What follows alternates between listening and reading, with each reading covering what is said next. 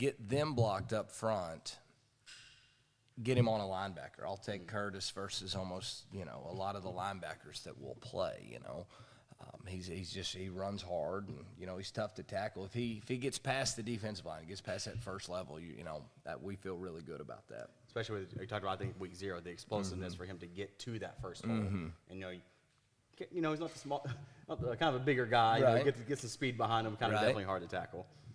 Okay, we talked about the kind of the power, I call it heavy left set. We kind of ran it about half a dozen times. We'll see it here. It's just Cam going in motion, Eli pulls, and then it's just Eli and Curtis. Right. Do they talk about, do the players bring to you, it's like, hey, this play's working, keep going? Or do you see it yourself? Coach Corley does a good job. I mean, at one point, I think, and like I said, I let him run on offense. I let him do, his thing. And I think I did pop over one time after one of those 5-yard runs. I'm like, give Curtis, I don't care if it's 4th and 30, just give him the football. Just keep giving him the football. So, no, that was a big play. And, and then on that play we just watching Osmond get out there. He's big. He's a big dude. Getting out there and moving like that, it's cool to see. Really nice on the double team on that play there out of Keandre and Jaron. Jaron comes off on the linebacker, and we get in right behind that. And there's that play again. I'm saying we can watch this where Cam goes in motion. It's just a little guard, guard trap. And it worked almost to perfection almost every time. I don't know how many times he ran it where it didn't, end up in perfection. It's and I think this was a huge drive getting off. This was after the 4th down stop out of the half. And, having the ball in the -3, and I think we got 5, then we're on the 8, and then that run, I think it was 10 yards. I mean, that was just huge, getting out of the shadow of your own goal line. I was going to talk about later, but you brought it up. That drive was crucial because, still a close game. The game was not over by any means. Right. And you had a 5-minute drive, 12 plays. Couldn't get to the end zone, but took a huge chunk of the clock off. Just kind of you said you wanted to control the tempo pretty much in every game, and I'm assuming you were happy with especially that drive in particular. But overall as a game, it went last Friday. Yes, the first half not as much. We had some good drives in the first half, but altogether, But in the second half, I really thought we controlled the tempo of the game, and so much of that is on us on defense too, of getting off the field and giving them the opportunity to really control the clock. And that drive coming out of the half after the onside kick debacle that they returned to the 16, getting the stop on fourth and goal from the 3, and then going, I think, 70, 80 yards and getting a field goal at the end of that. Obviously, we wanted to score, but that's complimentary football, Let special teams, let Andy go in there and knock one through, go up 2 possessions, and then go from there. I think it was big, it wasn't just a field goal, but going over up to 2 possessions. Because, it's not that 3 points is 3 points, but going another possession, that changed the whole complexity of that game for sure. Absolutely. Kind of back to this counter run play. This is the one. I'm gonna take a little, happiness on my side. I called it out because we ran it probably 5 times. One of these times they're gonna bump it to the right side. I was thinking like a play action bootleg, but it ended up being just like an end around. Yep. And just Cam Johnson just using his speed. I mean. Yes, go be good at football. Chris LaSalle does a good job getting out there and getting a piece of that overhang guy, and Cameron does the rest. And he's a good football player. We like the ball in his hands. So this is a great counter off of that play. Yeah. One thing I was also, as soon as this ball snapped, you watch all those linebackers, they all immediately are like, oh, it's the same run play. Yep. I mean, when that ball snapped, there's 2 guys on the right side of the ball, and so I'll take Cam Johnson's speed plus a blocker against most people. Absolutely. Play. So I think it's a good play call there. Just, everybody knew that ball was going to the left, same run, but again, kind of that same heavy formation set with the motion from Cam. But this time, I don't know if it was misalignment from Whitehall, but before the ball snapped, there's about 7 people on the right side of the ball and 3 on the other. I think that was their answer. You think they tried to? Yep. Yes. So, and then Curtis, once that ball snapped, you'll see a hole that you could drive a truck through. Yes. And, power never hit. Power is not supposed to hit on the backside. But when it does, it's usually it's either a tackle for loss or it's a big gain. Yeah. And in this case, it was a big gain. But that was their adjustment, I think, was to get more bodies over there where we were adding Cam to the box and doing all that. And, Curtis saw, I don't know how he wouldn't have been able to see the cutback. What's interesting from it is if you look at it, I think from the second that ball snapped, he knew exactly where he was going. Yeah. He saw the linebackers. He's like, he didn't even look to his left. He's like, I'm getting that ball run straight up the middle. Yes, absolutely. Another big gain there. I think it says gain of 19. So, Let's just talk about the defensive play. Held a pretty decent offense to only 14 points. I think a lot of it was the negative plays, negative to zero plays they had. They had so many plays where it was completions, but either no gain, loss of yards. A lot of that to DeMarco Moore's play. We'll talk to DeMarco here on later. Just talk about the defense aggressiveness throughout the night. Because I feel like every time there was a big play, almost all 11 hats were to the ball, which is a big talking point. And that's one of the things we preach. I mean, it really doesn't matter what we do, whether we're 4-3, 4-2-5. And we finished the second through the end of the game. It's technically, I don't really talk about it like this, but it's technically a 3-2-6. We had 6 DBs out on the field, and only 5 guys in the box, and count on those guys, especially the defensive ends, like on that play we just watched, to go make plays, and then here when DeMarco's the flat player, go be violent, go get it on the ground. It was huge. And if we don't have 11 guys to the ball, it doesn't matter what we do or call or anything. So I was happy to see that. And we've been okay at that this year, but this was our best game of putting that on tape, of just being violent and being everywhere. There were a couple plays I looked at where you say only 3 down linemen. And, again, those are some of our best players, I think, on the team. But, they were getting crazy pressure, moving the quarterback off his spots. So if you can get the pressure from 3 people, I think that kind of happy with as a defensive coach where you can – Right, and early in the game, we kind of buried them in 4 and 4 eyes because they'd ran quite a bit of inside zone, and that was going to be our answer to fit inside zone. And, they didn't, they just wanted to throw the football around. And, he got out of the pocket a few times. It's hard to contain when you bury those guys in the B gap. They've got to pop out, and sometimes it's late. And, once we went to this package, our nickel package, it turned into let's put them in 5 techniques and let them go. And occasionally play some games with them and do some things, but – it was good to see out of those guys up front, for sure. And kind of talking about the DBs, I would say, talk about DeMarco's play. He had so many where it was just tackle behind line of scrimmage, especially on those little quick flats, quick screens. So I think we talked about in the coaches show, they started going away from them. They started to go to the near side to us. Even Lane Clark and the other linebackers, they did a great job as well. There. Yeah, absolutely. Vice tackle on the flat for, I think, 0 yards. That's awesome. So I know we talked about one week's getting to the ball, but also finishing the tackle. Right. Because one of the hardest things to do is an open field tackle. You're by yourself, and it's like either get him or he's going to get first down and stuff. So, right.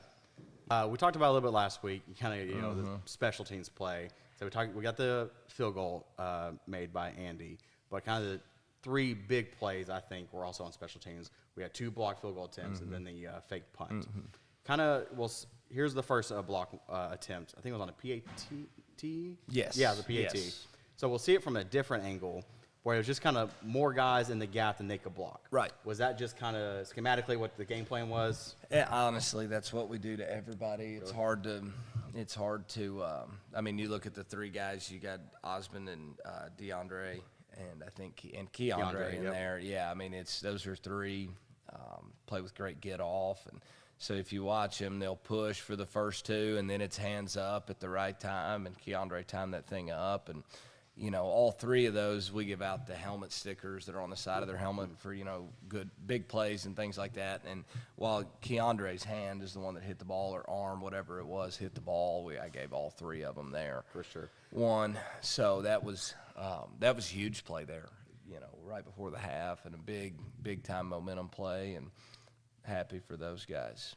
Say one thing, usually I feel like a lot of field goal blocks, they come from the edge or speed guys, but say you kept 3 guys not even rushing, and it's just plugging the holes in the middle, and it worked twice to perfection. And that's the corners there, Lane Clark down here and DeMarco Moore up there. Like, they're going off the edge, but if you look at their angle, they're going to get the ball. If we block it and it bounces there, now we can pick it up and go score. So they're not even going to block the kick. So in the past, we've sent one of them off the edge, but starting this year, if we're going to get it, we're going to get it from one of these 3 guys in there, and we were able to Friday night, which was awesome. One thing I want to talk about, and definitely a special teams coach will watch the sideline here. I think you were a little happy with your celebration with not just you, pretty much that entire sideline, but You can definitely tell when the head coach is a former special teams guy. It was a big play. I try to, being the head coach now, I try to control my emotions a little bit, but I couldn't. A blocked field goal before the half, big momentum play there. It was awesome. For sure. And so I think one of the play of the nights we talked about in the post-game show was the fake field goal, fake punt from Luke to, was it Cam? Jaden Miller. Just a beautiful play call. Ran almost perfectly. Well, beautiful. It worked. It was beautiful. If it didn't work, it wouldn't be so beautiful. Right. In case people missed the coach's show, kind of just what's your mindset there calling the fake at this moment in time? We talked about how big that drive, our first possession of the third quarter, was going down and getting points to go up 2 possessions. But then, we just traded punts back and forth. They went for it on a few fourth downs. We got stops, and then we'd have a good drive going offensively, but there'd be a penalty, there'd be an incomplete pass, something that just, prevented us from getting that kind of game-ending, touchdown to go up 3 possessions. And, 5 minutes left. I can't see the clock. I think it was like 5:51 or something around there. And in the fourth quarter and up 11 points. And I could just see in my head, we'd been doing a good job on defense really since the first quarter, but I could just see it in my head, them scoring late, and then now we've got to go recover an onside kick. 5 minutes left, I could just see that scenario playing out where they score, and then we have to get an onside kick, or God forbid they get it. Now we're back out on defense, and the game's back, tied again. And I don't know, wanted to say, I felt good about stopping them if it didn't work, but, I thought it was a chance to make a play, and we put that in. We put pump fakes in probably earlier than anybody in the state. I think we put this one in July. Oh, wow. I think. So we've been working. We've probably repped this 50 times since July, and it didn't even really. It's for all-out block, and then you just dump it over. And so Luke should be a little bit faster, and we practice it. He just kind of pitches it over the block. And then in theory, there should be nobody there. But here they only send 3 people, so he does a good job being patient. But they're running with us to go try to set up a little bit of a return, and Luke just stands in there and throws it, and he'll forever be 1 for 1 for 31 yards in high school football. So that was the exact note I had, because if you look at it, because they're going, so they bring 3, because if he throws it here as soon as he gets it, there's 4 or 5 guys there that play doesn't work. Yep. That's the exact thing I wrote down, was his patience to wait until they had that pressure and wait for the kind of just get behind the receiver. Yes, it was a heck of a play. And then just, use the speed there. I would take, that's probably some defensive end or somebody, and try to make that tackle, and say, I'll take our receiver speed. Absolutely. Pretty much any day of the week on that. So, but then to hit that, and then to go punch that in after that, that was definitely huge. Kind of final punch, icing on the cake thing. Kind of sealed it at that point. Let's say good one against Whitehall. Now we look our focus towards Pine Bluff, coming in, same conference record, 1-1. Don't want to go into details because we don't know anything, but kind of big storyline yesterday is they head coach got removed from his position. Right. You don't know now what they're going to come up with, because it may be the exact same offense, it may be completely different offense. Right. How do you prepare that, especially kind of later in the week now? I don't think it's going to be. I would be surprised if it's completely different. I'm more concerned, more worried about just some little tendency things, like how the game was called offensively versus how it is. How's that going to change? Well, all the things you look at, what do they like on third, short, medium, long, all that, that could change. What are their, first down tendencies? Are they, are they heavy run on first down like we are? They haven't been. They've been 50-50, but I don't know with a new play caller what that's going to be. So, that's stressful, but other than that, we've got to go. This is the ultimate, it's about us. Yep. It's let them have, that going on, and stay out of that mess, and let's just go be us and play how we are capable of playing and see how it works out. I said take care of your own business. Absolutely. Kind of a couple players to watch out for them. They have 2 just outstanding receivers. One, Quentin Roy has, I read 16 to 20 Division I offers. Play a little bit tight end. Just looks the part. Yes. His younger cousin, number 11, play receiver as well, and just talent on them. Yes. I think it's going to, they don't have really, I think, a big tendency pass or run one way or the other. It's kind of balanced. Kind of what level do you kind of need to step up on defensive side this week? You think the corners? You want the D-line? Like, what do you think? Defensively, we've got to do a good job. Well, I need to do a good job mixing coverages and not just sitting in one thing so they know what's going on and trying to disguise some things to help us out. We got to do a good job up front. You know, we're going to roll with our nickel package, and, you know, it's 3 D linemen, 2 linebackers in the game, and they will hop in some 2 tight end sets and things like that. So we've got to do a good job up front of stopping the run, and we're going to be short on a couple things that they do in the run game. But, you know, we've got to go make plays, and like you said, there's talent everywhere. And then on the offensive line, I mean, this will be the best defensive line we've seen. They've got a interior D lineman number 52. I'm not sure of his name. Manuel Hudson, I think. Right. You know, I don't know if he's been blocked this year. I mean, he's a really good player. So, but you know, you look at it, it's exciting for a challenge. You know, they don't want to go block me on Friday night. Let's go play somebody good. Yep, so for sure. That said, talking about the defensive line, Emmanuel Hudson, I would get another guy that has probably I think a couple of Division I offers. So I said their record is I think it's a 1-4 coming in the year, but they played some kind of out of state talent early on in the year. So I said big thing you're looking at is conference record. They're 1-1 just like us. So big crucial 5A central matchup here. So we'll talk about DeMarco. We'll talk to him in just a little bit. We're going to ask him the same question. He's a playmaker on offense, defense, and special teams. What do you think is his most important benefit to your team? Like what phase of the game? What does he make the most impact in? That's tough. I mean, like you said, it's all over the field. You know, being a special teams guy makes you when there's a guy like DeMarco back there catching a kick, that scares me. And so I know that scared other teams. And but like you said, he does a good job in every phase. You know, last Friday night he had more of an impact on defense, and who knows, tomorrow night he might have a bigger impact on offense or special teams. You know, it could go either way when he plays like he can. So, the answer is yes to all three. Yes, absolutely. Cool. Well, Coach, I appreciate it. Let's say kickoff against the Pine Bluff Zebras will be coming up next.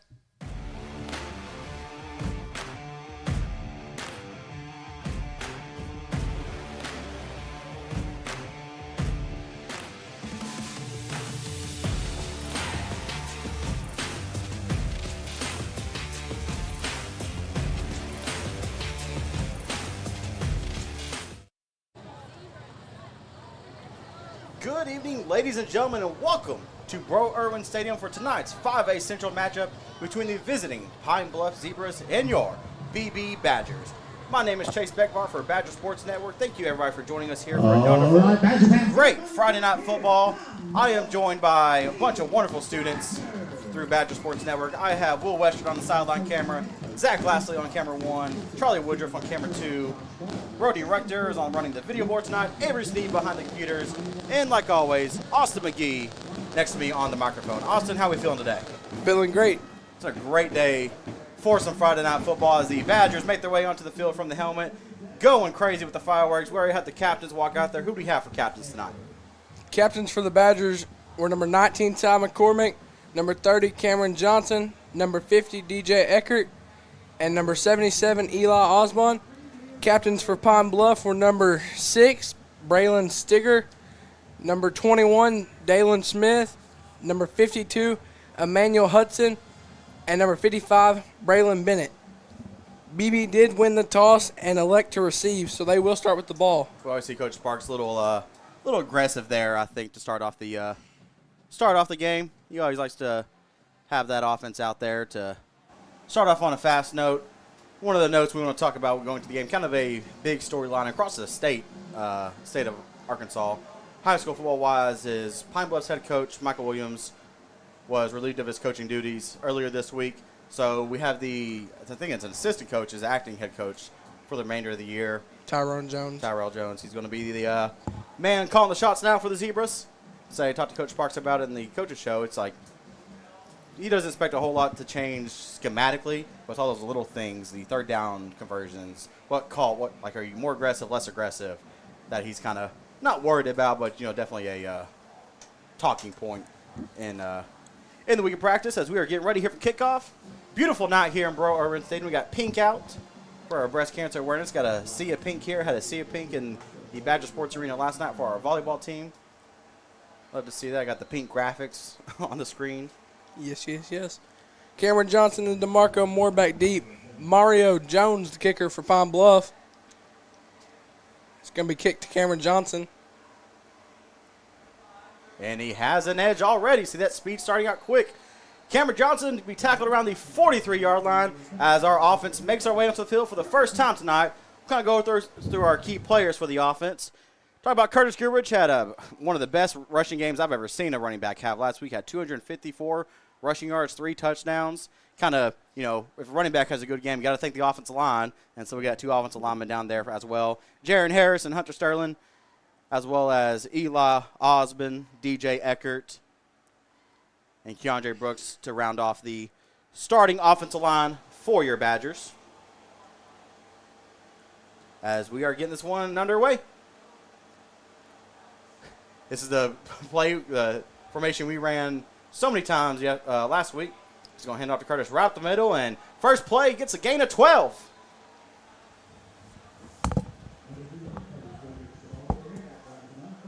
Hey, Avery.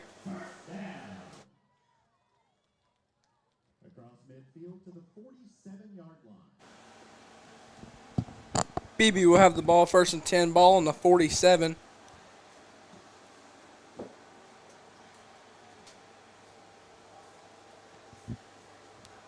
One thing to notice early, Pine Bluff's going to stack the middle here in the box. Yeah, say when you have 300-plus rushing yards in a week before, they're definitely going to key on the run, and we go back-to-back runs right the middle by Curtis. Another 10-yard gain. He's finding the holes. Oh, I'm going to call that one 9. Almost another back-to-back first downs by Curtis. Like I said, Curtis had 300, he had 254. But I think we had 360 or 70 rushing yards. So I know the Pine Bluffs coaching staff, they saw that. They're like, well, they're probably going to run it a lot tonight, too. And that's exactly how we're starting off with 2 straight runs right up the middle. But Ty's going to have an empty backfield here, it looks like. Little quick screen over to DeMarco. Use DeMarco's speed and space. Little quick bubble screen. Good enough for a Beebe Badger first down. Avery Sneed interviewed DeMarco Moore earlier this week. We'll get to that interview probably after the first quarter. So stick around for that. We'll make sure we get that interview going. As Badgers driving quickly here in the first possession of the game. 2 runs right the middle, then a little quick screen, which is more or less a run. Ty going to have Curtis to his side. Cam goes in motion from left to right, orbits back around to the left. And what a trick play there, wow. That's a play you see on the video game, kind of like orbit motion, then he comes back around for inside zone. So we talked about it. Last week, they sent Cameron Johnson in motion a bunch. So we had that kind of heavy set left where we have, I think, Bo Clifton. I remember who our tight end is there. They was it 41? Yeah, we got 45, Bo Clifton. Bo Clifton kind of be like a little up back tight end, and then Cam goes in motion to make like pretty much a secondary tight end. Ran that formation quite a few times. It was very successful. As we come a little H-back, twins to the left, another little slow handoff. Give it to Curtis. They were ready for it that time. Yeah, the little backside pressure there. Number 52, Manuel Hudson. We talked about on the coaches show.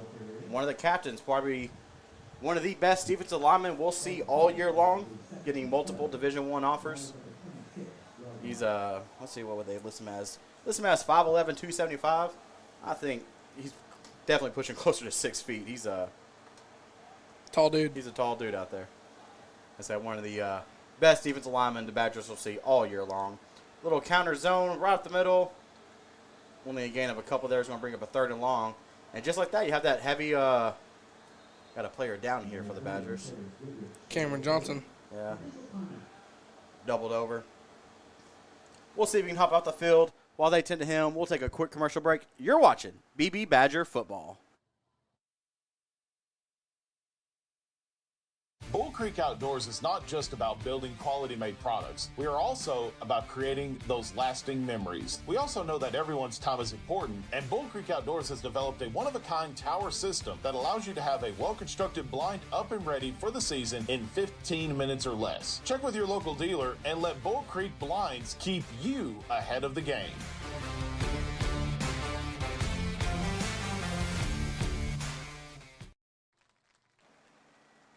Welcome back here to Badger Sports Arena. Sorry, still on our volleyball mood. Sorry, Bro Irwin Stadium. As our volleyball team broadcasted their game last night against Greenbrier Panthers. They fell short in that one. As volleyball season's getting down to the end, only 2 more weeks left for volleyball season. You got a senior night next Friday or next Thursday. Wow, it's going quick. Already over. Got 2 games next week, 2 games the week after that. Then it's state tournament time. We're going to have 2 to the far side, DeMarco to the near side. Curtis goes out to the left, empties out. Quarterback run the whole way. Try to catch him sleeping there on a 3rd and long. I'm assuming Coach Sparks probably try to go for it with a play call like that. 3rd and long, you just run up the middle. You're trying to get some yardage there to try to go for it. And called me a liar. Going to bring out Andy Rodriguez for a very long field goal attempt. Wow. Ty will take spot right at the 31-yard line, so a 41-yard field goal. Well, hold on. We come out in the swinging gate first. We'll see if Pine Bluff can, if they cover it correctly. And Coach Sparks, nope. Coach Sparks don't run with it. He likes the formation. Ty's going to bootleg to the right. Has a man wide open. If he throws it to him, he has the catch. He's still going. They did what not a have play that call covered good there. at all. Wow. Let's see if replay's working today. Thunder Thurman. T.A. Lewis goes in motion there. A little flat route bootleg. No one covers a motion man. Easy throw, easy catch for Ty McCormick to T.A. Lewis for a first down on a big 4th and long attempt by the Beebe Badgers. What a play call there by Coach Sparks. So Ty McCormick just come off. Ty came off. Ty come off. Hold on. I imagine, and Curtis got the play call, so. Got a little wildcat, a little wild Badger here. This is going to be cool. Got DeAndre Trimmel, like almost a wing T. Direct snap to Curtis, runs right up the middle. I like that play. We're going to put another quick replay. We'll see if we can get that. Like I said, we have Ty there, or sorry, got Curtis. DeAndre up there is like a tight end. Ty still doesn't come back on. Curtis just got the play call again. Who we got for number 90 for us? He was there as a tight end as well. I don't have a number 90 on my roster. I think he's like maybe a junior high guy that's playing up. I'll have to get Coach Sparks to get us an updated roster. He come back in that same formation again. Imagine the same play. Formation we haven't seen all year. Another direct snap to Curtis. Runs right out the middle. Lowers his shoulder. Touchdown, Beebe. What a drive by the Beebe Badgers there. Great job from Curtis. Running right up the middle. Big 4th down conversion on the little swinging gate from Ty to T.A. Lewis. As we come back and swinging gate again here for the PAT attempt. We'll see if Pine Bluff comes in a different formation to cover it. Coach Sparks didn't like the defensive formation, so he'll go back to a normal PAT attempt. They must have figured out how to cover that quick. Yeah, they definitely got some coaching quick there. Good snap, good hold. Kick is up. Kick is good. That'll make the score BB 7, Pine Bluff 0. We'll watch this replay again here. I said Curtis Gerwish, little direct snap, just right up the middle. Nobody there. Just arm tackles aren't going to work against Curtis. Like I said, Beebe Badgers now lead 7-0 after that great drive. We're going to take a very quick commercial break. You're watching Beebe Badger football.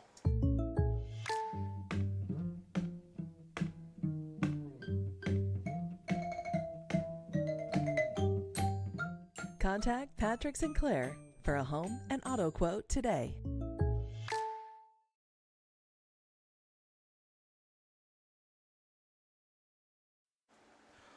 Welcome back here to Bro Irwin Stadium, the 40th anniversary of Bro Irwin Stadium. We're celebrating tonight. The 1985 season was the first year of competition here at AS Bro Irwin Stadium, the Bro. We are happy to be here, happy to be home once again. Oh, look, quick onside kick. Nobody was ready for it. I'm going to call a quick replay on that because I wasn't That was paying number attention. 14, Kyle Jones, who's defensive back that just fell on that one. We see Andy, he just, as they run in motion, he just quick kicks it. Good job by number 14 there, getting that recovery. He was watching it when I sure wasn't. Coach Sparks said he is not afraid to onside kick it. He is not shy one bit about onside kick attempts, fake field goal attempts, fourth down attempts. He was one of the more aggressive coaches as we see the first offensive drive here for the Zebras. They come out and quad diamond over to the far side. Single running back here towards us. He's going to go quick screen that side as they had the numbers. He's still, I thought he was still up. That is number 2. Yep, that's their star player. We'll go over to their players to watch right now. Quentin Roy has over 16 Division I offers. Wow. From, let's see what we got. I kind of have some written down here. Offers from A-State, App State, Cincinnati, Tulsa, Coastal Carolina. So you name it. Yeah, pretty much. He is committed to Georgia State before the season started. So all the Sun Belt fans watching, you'll get to watch him play for the next couple of years at Georgia State. Other ones to watch is younger cousin, Rayshawn Reed, also plays receiver as a sophomore. Wow. Already has an offer from UAPB, a little local college there. And then we talked about him already, number 52, Emmanuel Hudson, star defensive lineman for the Zebras. He was already getting some offers as well, some very good talent on the Zebra side. What a great mascot, too. Not Sounds like it's filled with offers. not a lot of zebras across the state. Little bubble screen. Goes backwards. Good catch there. Saves his feet. Jukes a couple men out. Is going to go back to his left. Brought down in the backfield. Number 33, Luke Lewis, There he a.k.a. is. Bulldog. He tried to run a couple times. Good job keeping his feet here on that first missed attempt. Tries to go backwards, but a whole host of Badgers ready for it, led by number 33, Luke Lewis. And that brings up a 4th and Mile high. officially going to call it 4th and 20. Here as Doesn't the Zebras go 3 and out on their first possession.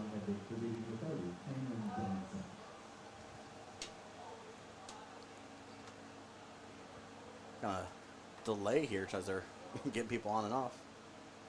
Wow. Good snap. Go for the block. Almost got the block. That's a sky kick. And there will be a flag as we hit the punter. We'll see if they call it a 5-yard or a personal foul 15-yarder. If it's the latter, that's an automatic first down. We'll see what the referee calls here.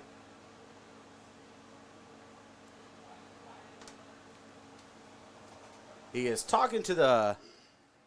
Pine Bluff coaches. So I'm assuming it's going to be the 5-yarder then, because if it's the 15-yard, you're definitely going to automatically take that. I don't know. Coach Barks didn't like that one. He's saying it's tipped. That's what his argument is. We'll see with the wide hat.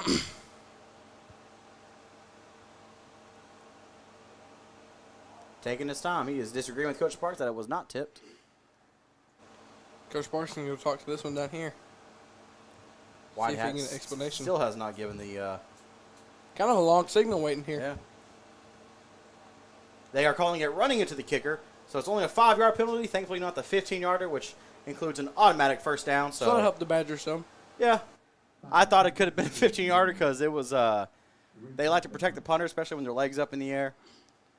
I'm assuming most coaches won't bring the rush straight back, but we know Coach Parks will be an aggressive one. Not as a strong of a rush. Better punt there by the Zebras. Fair caught right at the 27-yard line as the offense makes its way back out into the field. We'll take a quick commercial break. You're watching Beebe Badger football. We've never been good at keeping secrets, like how Sonic's new Bacon Peppercorn Ranch Grilled Cheeseburger with small fries or tots is just $3.99. Oops, burger's out the bag. Sonic Bacon Peppercorn Ranch Grilled Cheeseburger deal for $3.99. Welcome back here to Bro Irwin Stadium as our offense makes their way back out into the field for the second drive of the game for the Badgers. We'll see if we can have another great, promising second drive, just like the first one was. I like the first drive. That was beautiful. Curtis, excellent. Just run right the middle, little bubble screen, fake 4th down.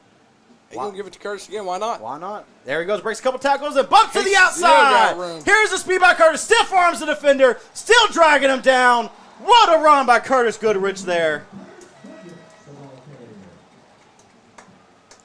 See here, run right up the middle. Arm tackles aren't going to work. We say it week after week. Stiff arms a man for 10, 15, 20 yards. All the way down to the 39-yard line for Curtis Goodrich. You good? For my phone. Okay. As Curtis Goodrich is already racking up the running yards just like he did last week. As we come out and quad to the right, Single receiver over here to the near side. Ty McCormick all by himself. No safeties at all for the Zebras. We'll see if we can throw one over the head. A little handoff to Curtis. Counter play over to the left side. Goes nowhere on that time.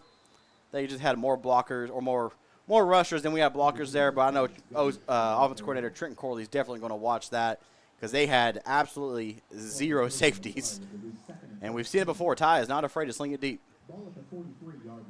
As Curtis takes a quick breather, we see Madden Harbin come in at running back. Like we haven't seen him at running back. I don't think we saw him at all last week. I'm not sure. I don't remember. I mean, Twice. Twice? Okay. I mean, because he coming in the fourth quarter once, and then it was like coming right out of halftime. We saw him. I might say when Curtis is rushing for 250, why not? We go trips to the right side, pistol formation for Madden and Ty. Going to hand off to Madden right up the middle, use his size, running over people. Gain of about 4 there. We'll bring up a 3rd and 9 right at the 39-yard line. Trenton Corley and Coach Sparks have already been aggressive this game, so I'm assuming they're going to try to get, I don't know, 4 to 5 yards here. And they'll, if they do that, they'll probably definitely go for it. As Curtis subs back in for Madden Harbin here.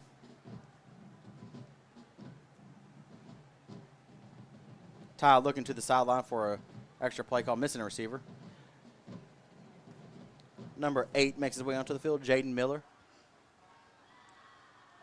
Snap, going to bootleg to the left. Looking downfield, still looking, goes back to the right and brought down from behind. Good coverage there by the Zebras there. The ball carrier. Nowhere to run. I've always hated bootlegs to the sideline because when you bootleg, you're already cutting off half the field. If you bootleg to the boundary, you have even less room to run. But what am I? That's why I'm up in the press box, not down on the field.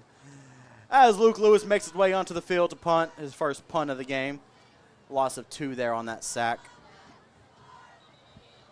As we got a whistle here.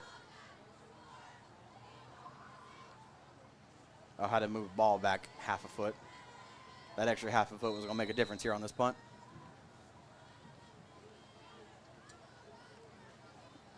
Wait on the snap. Good snap. Luke's going to take some time. A little rugby-style punt. To the far corner, get a good Beebe bounce. Still rolling. To the 10. Still rolling. We'll stop right there about the, we'll say, 9 and 7/8 yard line. Not quite to the 10-yard line yet. As we swap offense and defense onto the field, we'll take another quick commercial break. You're watching BB Badger football. Life is a gift. It might not come wrapped in a shiny bow. Santa can't slip it down your chimney. You can't buy it from a store. But every minute, every moment can't be returned. May this holiday season bring you memories that last a lifetime. Merry Christmas from your friends for life.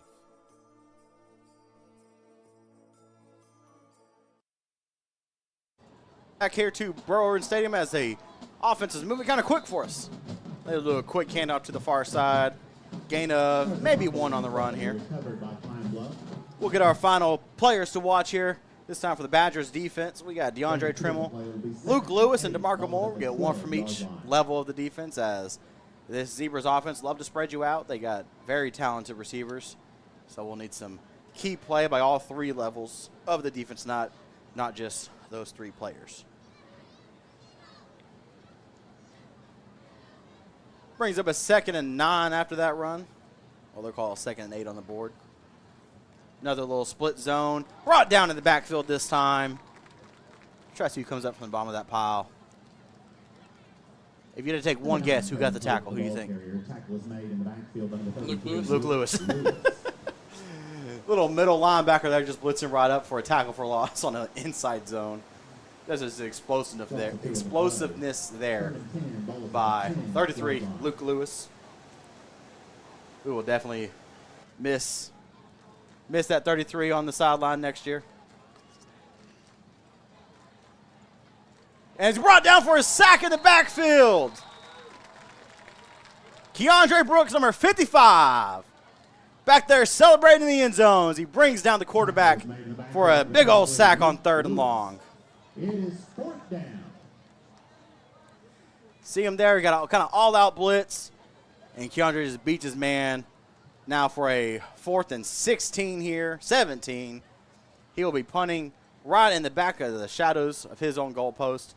Now I would not be shocked if Coach Sparks definitely sends an all-out blitz here. Try to keep it in the end zone. Absolutely. We'll see how quick this punter can get the ball off his foot. Good snap. Almost got it. Didn't touch the punter this time. Going to bounce at the 30. Cam's just going to let it roll.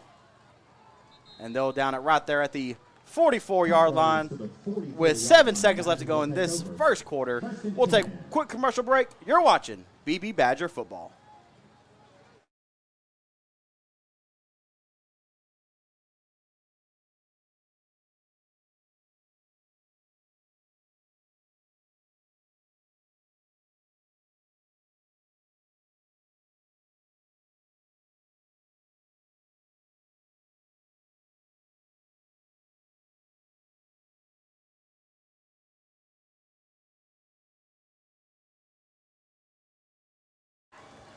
Welcome back here to Bro Irwin Stadium as your Beebe Badgers make their way back out into the field for offense. Ty going to have Curtis right behind him.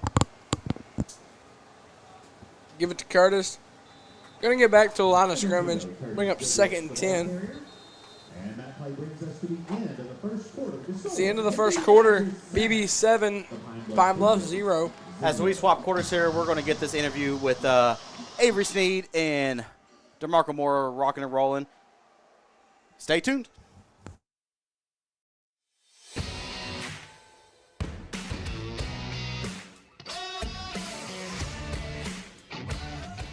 My name's Avery Sneed, and I'm here with DeMarco Moore. I was wondering, what is something you did in practice to prepare for the game tonight?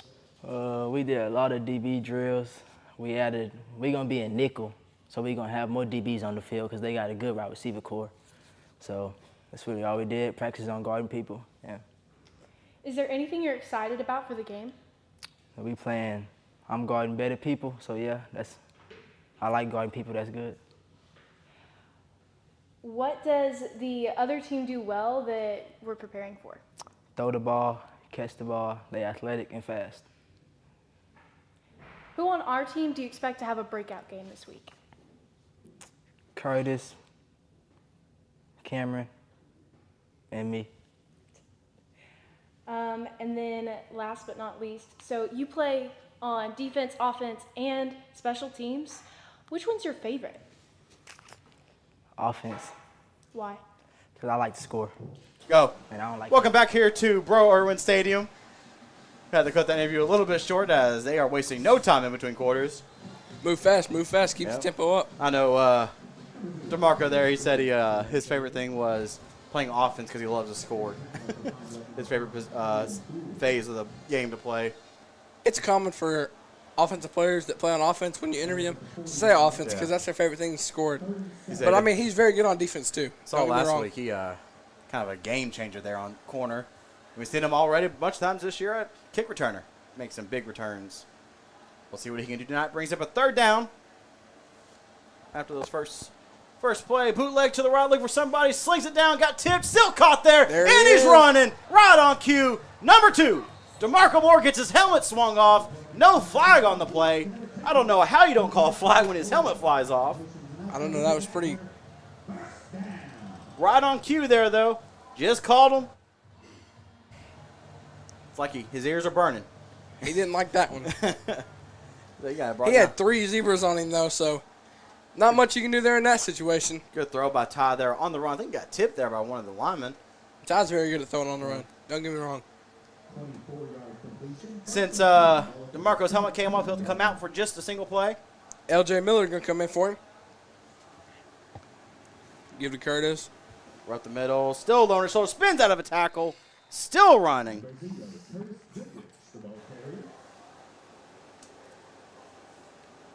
Man, I can't wait to interview Curtis.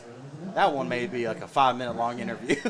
Oh, we're going to have him explain. Oh, my gosh. That dude just loves contact. If he don't explain, he hasn't played enough football to actually know.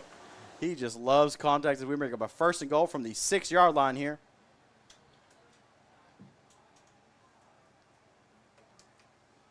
Handoff again to Curtis. Nowhere to run on that one. Offensive line getting behind him, trying to push him a little bit. Well, good old Philadelphia Eagle tush-push kind of action. As Tom McCormick comes out, and here comes that wild Beeger. Said BB Badger. Wildcat. Wildcat. I'm going to call it Wild Badger. A little Wild Badger formation. Too many Wildcats in the state of Arkansas. I was watching one of the radio stations. It's the second most common mascot in the state of Arkansas, behind the Bulldog. As we get here in this little wing T Wild Badger, DeAndre shifts over. Curtis direct snap. Split zone to the left. Gains a couple there. Will bring up a 3rd and goal from about the 5-yard line. Well, I know Beebe and Arkadelphia have the same mascot, the Badger. Really? I didn't know that. Yep. I didn't know that. I thought we were the only Badger. No. But their Badger logo is kind of different from ours. Really? It's not nowhere near ours. It's like a Badger standing up, kind of. Almost like the old Wisconsin Badger. Kind of. As we stay out in this Wildcat formation, Curtis by himself. We ran it twice down here on the other end. Yep. Flag. They are going to call that. See which way the referee points. Ooh, they're going to call a false start. All the Badgers thought that was being called on the Zebras. They were pointing that way, but I don't know. Beebe started clapping. thought they got him off the line of scrimmage there, but I don't know, but give a shout out to Brody on the video board. He threw a flag up on the play. That was cool. we got Brody Rector, freshman, first time running the video board. Doing great. Trying to get that next wave of Badger Sports Network students trained and ready to go. Yeah, because you got a couple leaving. Got Avery Sneed, one of our seniors. Her football season's winding down to an end, her final one here. She going to miss it. As Tom McCormick looks to pass, goes up to his left, finally finds somebody. Picked. Caught. Oh, got picked. And I don't know if there was anybody hast enough on our side of the field to catch him. Keandre's trying. Can Keandre get there? Oh, good block there. And they will take it all the way back. About a 99-yard pick six. Wow. Man, that will deflate any sort of momentum you have. There's a flag over here. And I saw one go up in the air over there somewhere. But this one got thrown right here in front of the coaches.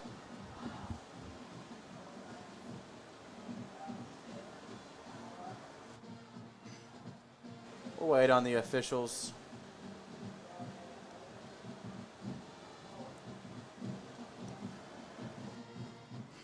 He's not talking like there's a flag, so I guess there's not. Oh, here we go. Oh, now he's going to pick it up.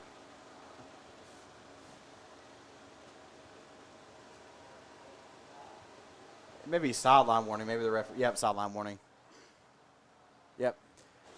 Referee usually a play like that, one of those quick change of direction plays. He probably ran into someone that was standing in the white. Like we say, first sideline warning, no loss of yardage or anything. Second one, you'll lose some yardage. I think 31 coach gets ejected from the game. So there's a one warning. As this game just had a whole momentum swing there, and ooh, did he miss that one? No good. He missed it. Wow. BB's going to be up by 1, 7-6. Little knuckleball there. 8:43 remaining in the second quarter. So we'll take a quick commercial break as we try to recollect after that one. You're watching Beebe Badger football. Welcome to Riverwind Bank here in Beebe. This is our newest location. My name is Ashley, and I'm the branch manager of this location. Riverwind is a team dedicated to help our customers. We have accounts that could work for anyone. We have personal accounts, business accounts. We can also do any type of loan. Come see us at our new location at 901 North ASU Boulevard here in Beebe. Come see us so we can show you. Welcome back here to Bro Irwin Stadium as we try to kind of collect yourself after that one. Got a good drive there, and then immediately just pick six, 99 yards.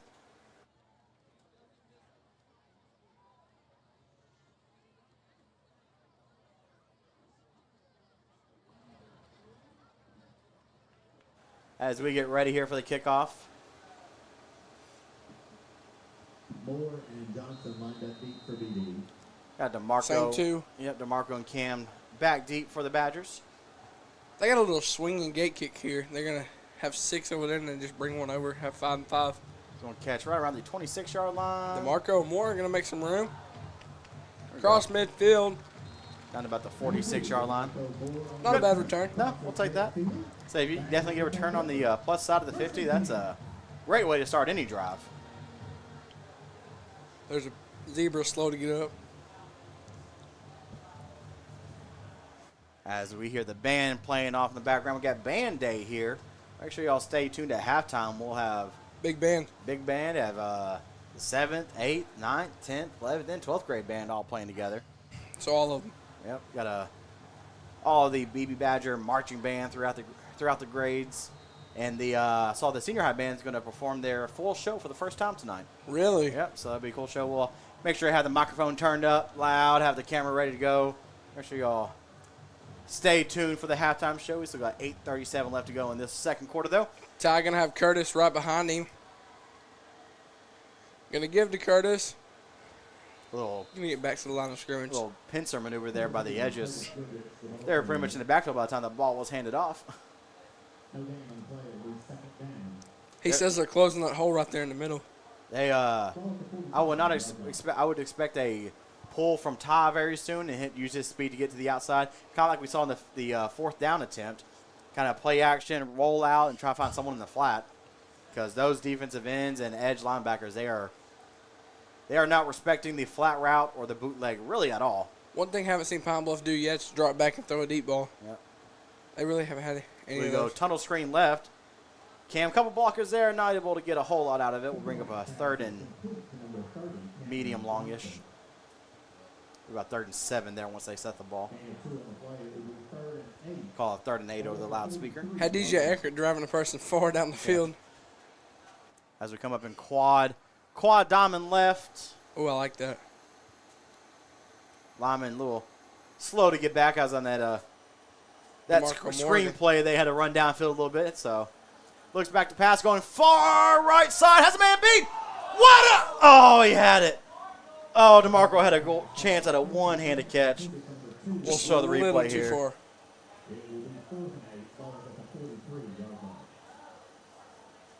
Oh, no, hit the wrong button. To watch that play again?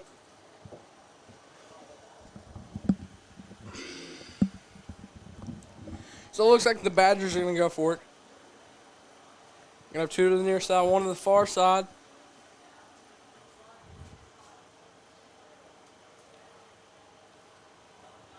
Probably going to be a little quick snap. Get it off here. Little, B. Yeah, a little quick kick.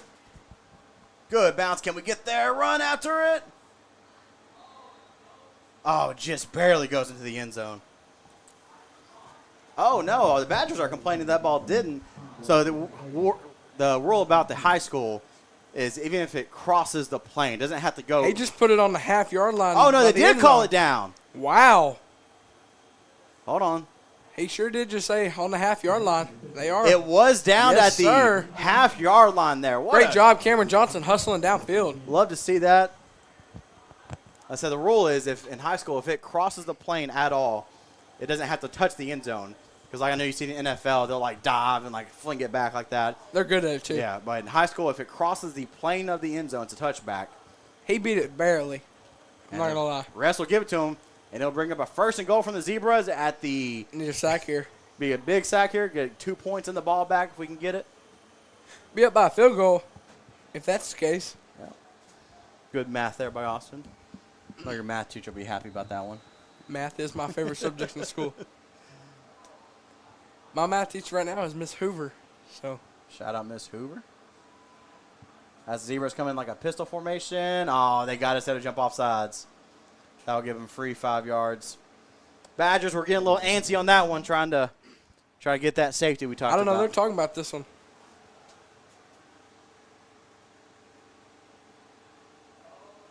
Yep. Probably Luke Lewis.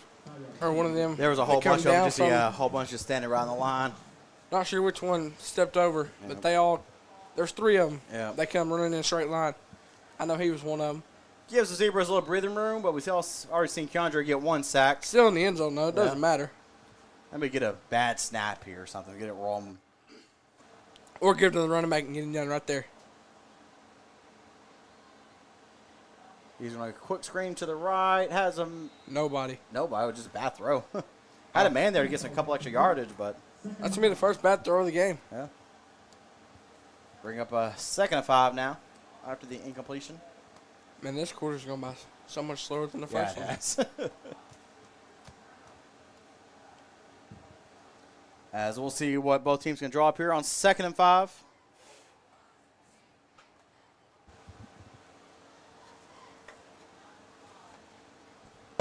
Curtis down here on the sideline ready to go back in.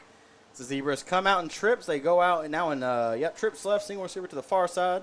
Quentin Roy is that far side receiver. 6'4", can't miss him. Quarterback's going to drop back to Bass, going to the screen route. Got swatted. I thought we had a chance there for one of the easiest pick sixes you can ever have. You intercept the ball already in the end zone. That's been great. That's a risky time to call a screen pass, in my opinion, because, like I said, if it's intercepted, you're already in the end zone. One thing about that BBD line, they're fast to get back there in the backfield. It doesn't matter who you are. You got to know how to defend that one. I was to say, it's kind of interesting to have your quarterback run backwards towards your own end zone for a safety, possibly. And the ball got swatted there, almost intercepted. We'll bring up a 3rd and 5 now after back-to-back incompletions following that offsides penalty. They come out again, trips left side, single receiver to the far side. So sophomore just entered the game for Pine Bluff number 1. Got flag. Flag here. We'll see who they call it on.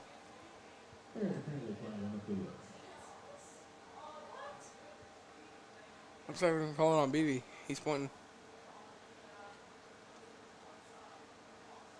So noted.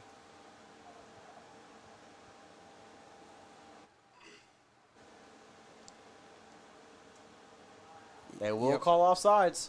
And that will be a free first down for the Zebras. Thanks to the Zebras. And there will be a timeout called as Coach Parks is trying to get an explanation on there. We'll take a quick one with them. You're watching BB Badger football. How Riverwind Bank makes banking a breeze.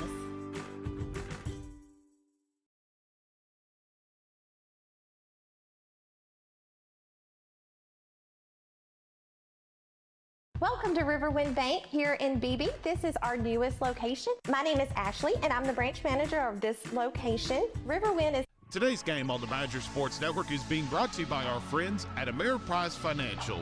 Do you have the right financial advisor to help reach your goals? Ameriprise's advisors can help create a personalized goal-based plan to help you prepare for whatever life may bring you so that you can feel more confident about your financial future. Reach out to Ameriprise Financial today at 110 North Main in Beebe or give them a call at 501-882-6530. That's Ameriprise Financial Services. Welcome back here to Bro Irwin Stadium as Zebras get that free first down, and looks like I thought they had another harder whistle. Little quick inside zone, goes nowhere, loses quite a few actually. Holy cow. 5.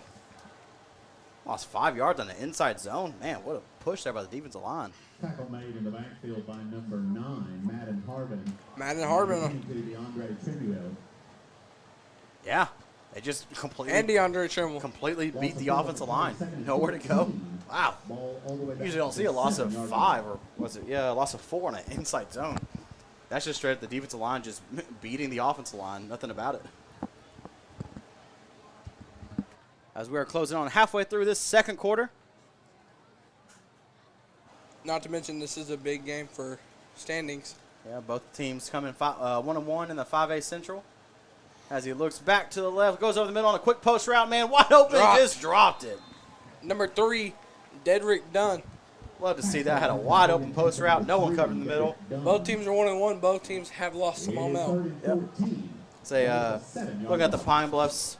We'll look at the Pine Bluff schedule here after this drive, but they a couple out-of-state teams. A couple out-of-state that went down to Mississippi, played Grenada. Saw they were the 6A state champion down there. Wow. Then they played Kimball, Texas, lost both of those games. Played Canton Fairview, played them tight, lost by 4. Then they it must have been a good game. Yep.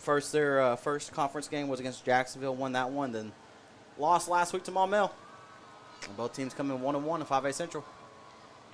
As they motion a receiver over to the trips. Left side, try to get the Badgers jump off sides again. Nothing this time. Nowhere to run. Almost brought down for a sack. Caught the ball, but still way short of the first down. We'll bring up a 4th and 6 now after the completion over the middle. And here comes the punt team onto the field for the Zebras.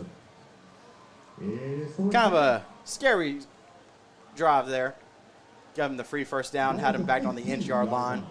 But the Badgers, if all holds here, will keep that clock ticking. Get off this drive. Just make sure they don't fake it. Can't imagine you fake it on your own 15-yard line, but they have done it before. Seen crazier things.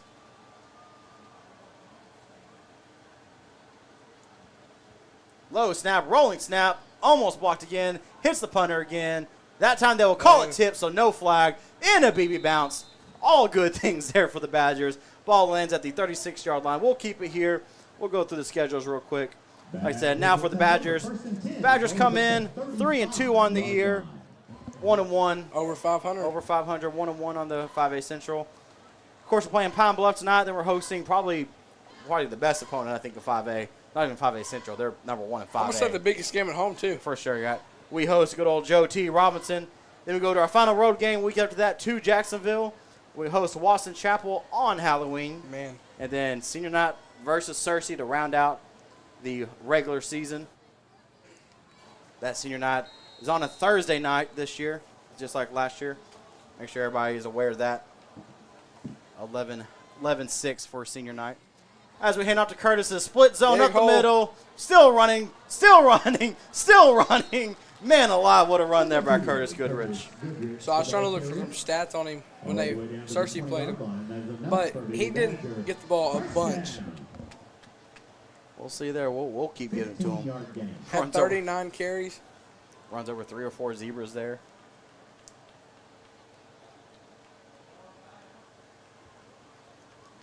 Zebras, you think more like black and white.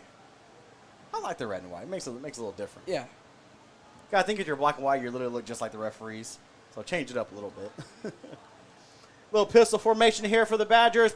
Top pulls it. Quick slant to, is that Jaden? DeMarco Moore. DeMarco Moore. The 2 and 8 look the same from up here. Little quick slant to DeMarco Moore. Little RPO. Haven't seen a whole lot of RPOs from the Badgers. Ooh. He's fixing his pads. No, Ty come off limping. Oh, Ty, that was looking at DeMarco. Well, Curtis going to get the play call here. Here comes the Wild Badger look again. I like that. We're going to have to start calling that when they have that. Yeah. So some of the new players here in this formation got number 26. We'll try to get Dunn. Number 41. Lucas Warner. And so try to get that number 90 that tied in there. We'll try to get that name for y'all. And Curtis. Direct snap goes to the left side. Breaks a couple tackles. Still fighting. Still not down yet. After all that, gains about 2 or 3 on the run. So one thing I've noticed when Beebe runs this kind of Wild Badger type play, they're going to send their bigger guys to the right side instead of the left side. But any other play, they're going to be on the left side. So, I mean, them blocking to the right side basically kind of gives you to run right off their butts and go to the left. Go either way. Yep. Kind of a little backside run. Just one key I've picked out so far. We'll see here, still in that Wild Badger set. 3:30 and counting.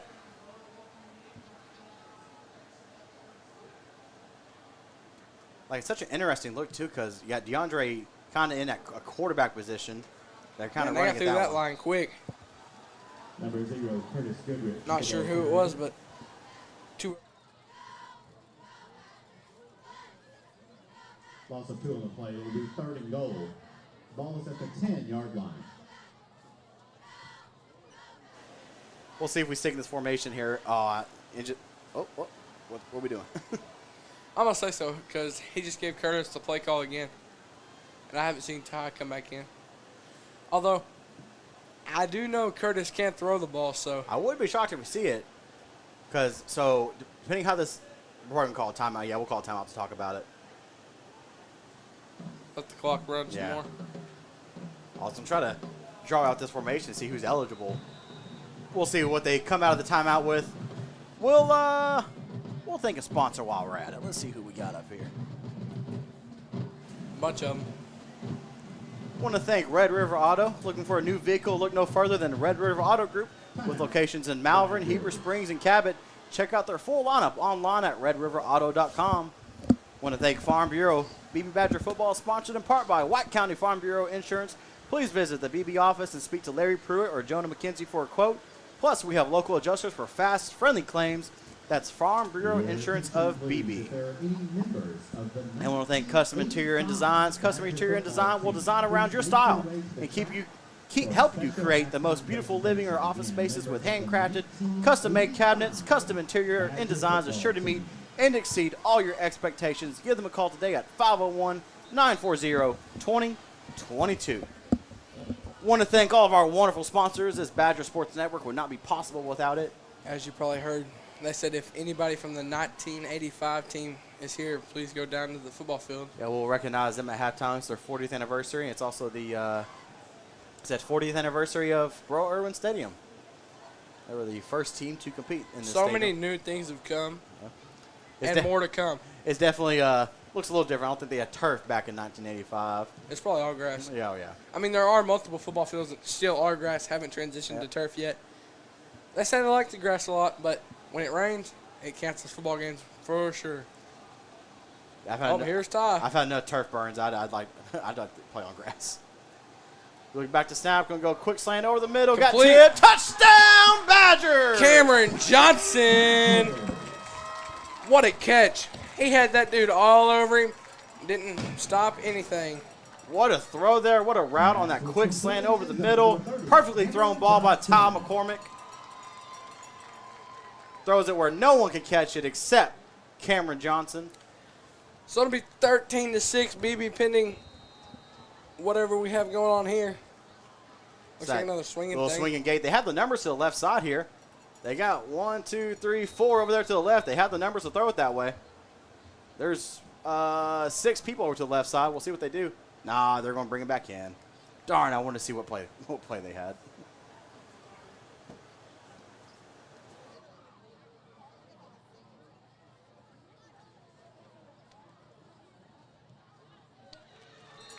Without a doubt, you know that's going to be good. Andy Rodriguez, Mr. Automatic.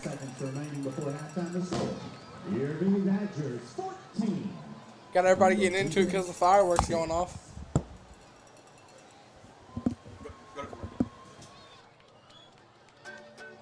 At First Security, we've been investing in our home state since 1932, growing deep roots and even deeper relationships. We're part of Arkansas. It's part of us. Today, we put all of that history and stability to good use for you, pouring our resources into the people and places we love best. Arkansas communities, Arkansas families, and Arkansas futures. First Security.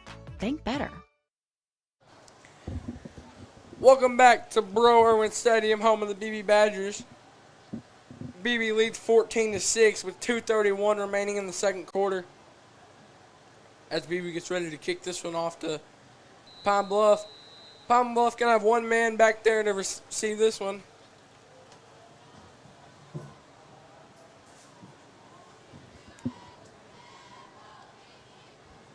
I just wanted to come over and say hi while Backfire ran away. Ooh. Try to do an onside kick.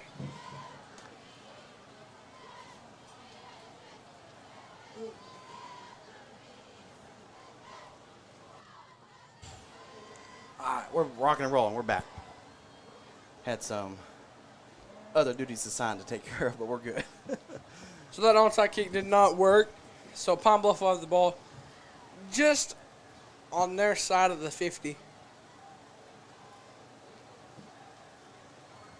When we come back from halftime, we'll check some scores around the state. Yes, I definitely stay on for the halftime show. We got a big performance by the band. I got the 7th through 12th grade band. Plus, the band will be performing their full show for the first time. Definitely stay tuned to see that. It's going to be long. We will mute our loud mics and we'll turn on the crowd mic and let y'all enjoy that. Going to take the snap. Throw to number 1. Little quick hitch to the left. Good tackle there. Number 3, Lane Clark on the tackle. Eli Osmond a little slow to get up, kind of holding his knee. Hate to see that. We'll take a quick commercial break as our athletic trainers tend to Eli. You're watching Beebe Badger football. Network Services Group is a proud sponsor of Beebe Badger Athletics. Network Services Group has been serving Beebe and the Central Arkansas area for over 30 years, and they are here to help with all companies' IT needs. If your company needs security, backups, or even a help desk support for your day-to-day business, make sure you check out Network Services Group online at www.nsgdv.com. Network Service Groups love supporting your BB Badgers.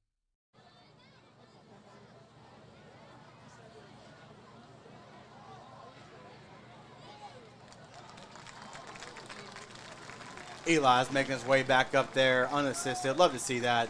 Anytime those linemen kind of roll up on their knee, you always get worrisome. So we'll see if we can see him back out into the field later in this one. How he rolled up on that one. Yeah, I say he was, went to the side and he went back. He's aggressive on every play. He'll chase. I mean, he's a nose tackle and one of the bigger ones at that. So seeing him out there on the sideline, he's running after the ball, trying to help on that tackle, and he probably got just rolled up, come from the side. But we're back to it. They come trips to the far side. Looks that way. Quick hitch again. I guess who was there that time? Was that DeMarco? Nope. Was that number 4? We got number 4. Number 4, Diesel Barklow. Diesel in there. Look. But he was assisted by number 33, Bulldog. Ball at the 43-yard line. I'd like to see. So I know they're coming this definitely a pass-heavy defense, that nickel set. 6 DBs, only 5 players in the box. Very soft coverage, though, as they go quick screen to the far side. A little block in the back, no call. Stepped out of bounds short of the first down. We'll see where they spot it. He is short, a yard short. Oh, wow. Whoa. More than 1 yard. Yeah, even farther. They're marking like 2 yards. I know the Zebras coaching staff is not a fan of that call. What's interesting, we'll see if we come in that defense again. Like, it's 4th and short.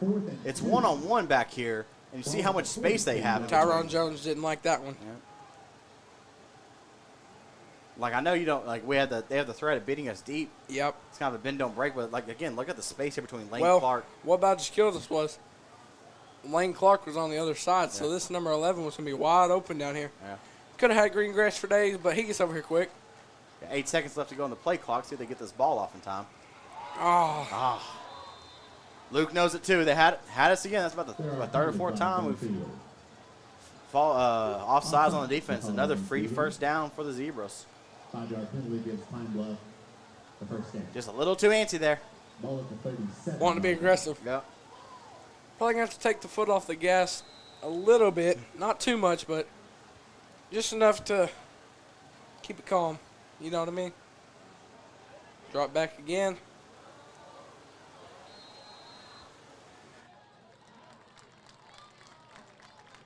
They're going to say he was out of bounds. Oh, caught it out of bounds? Oh, yeah. Nice. Didn't get both feet in bounds, so. 2nd and 10. Ball at the 37-yard line. Official timeout.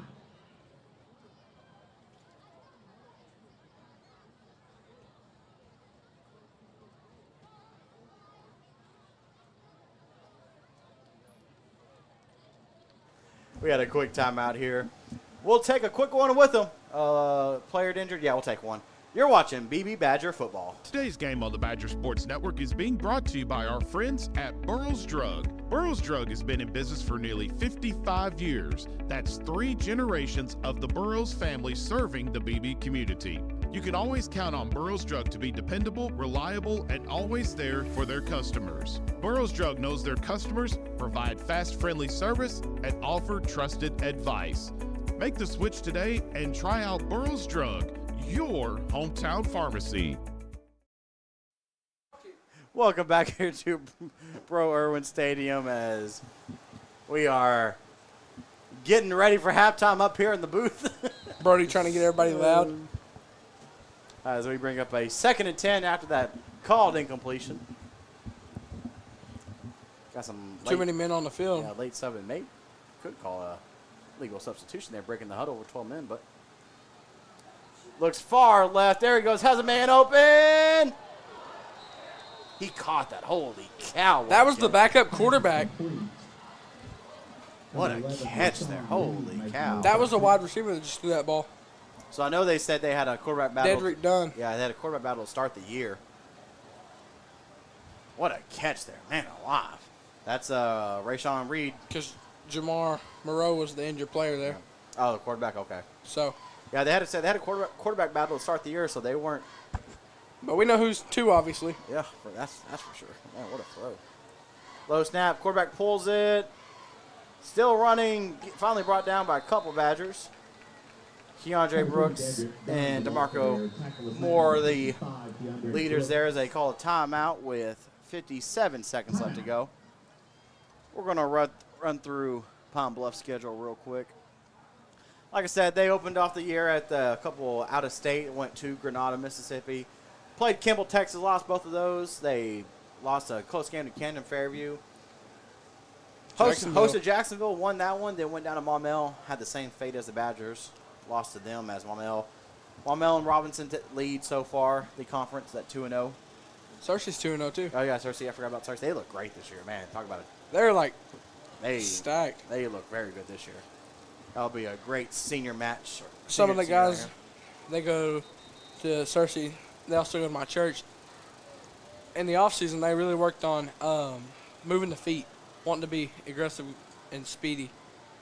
So it's whatever they're doing is working over there because they are looking very good.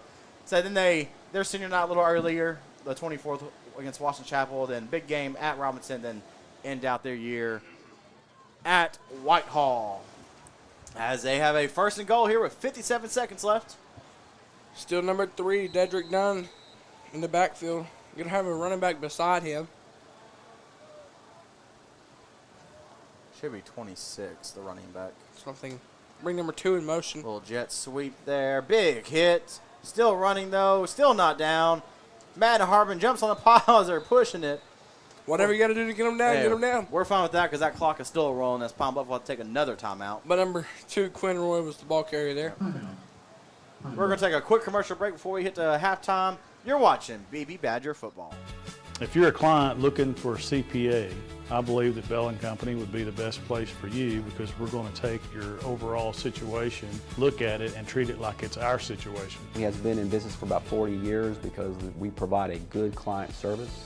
Customers continually come back to us. They refer new customers to us. I would say one of the greatest strengths of Bell & Company is their employees. The culture that they have within their organization, which is really built on the foundation of integrity and trust. And I think that's one of the things that really makes them a great organization.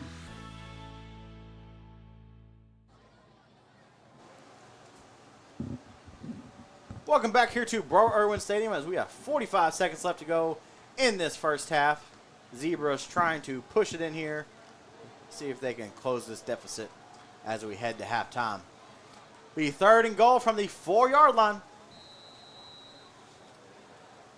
They've definitely used the feet of this backup quarterback since he's been in there.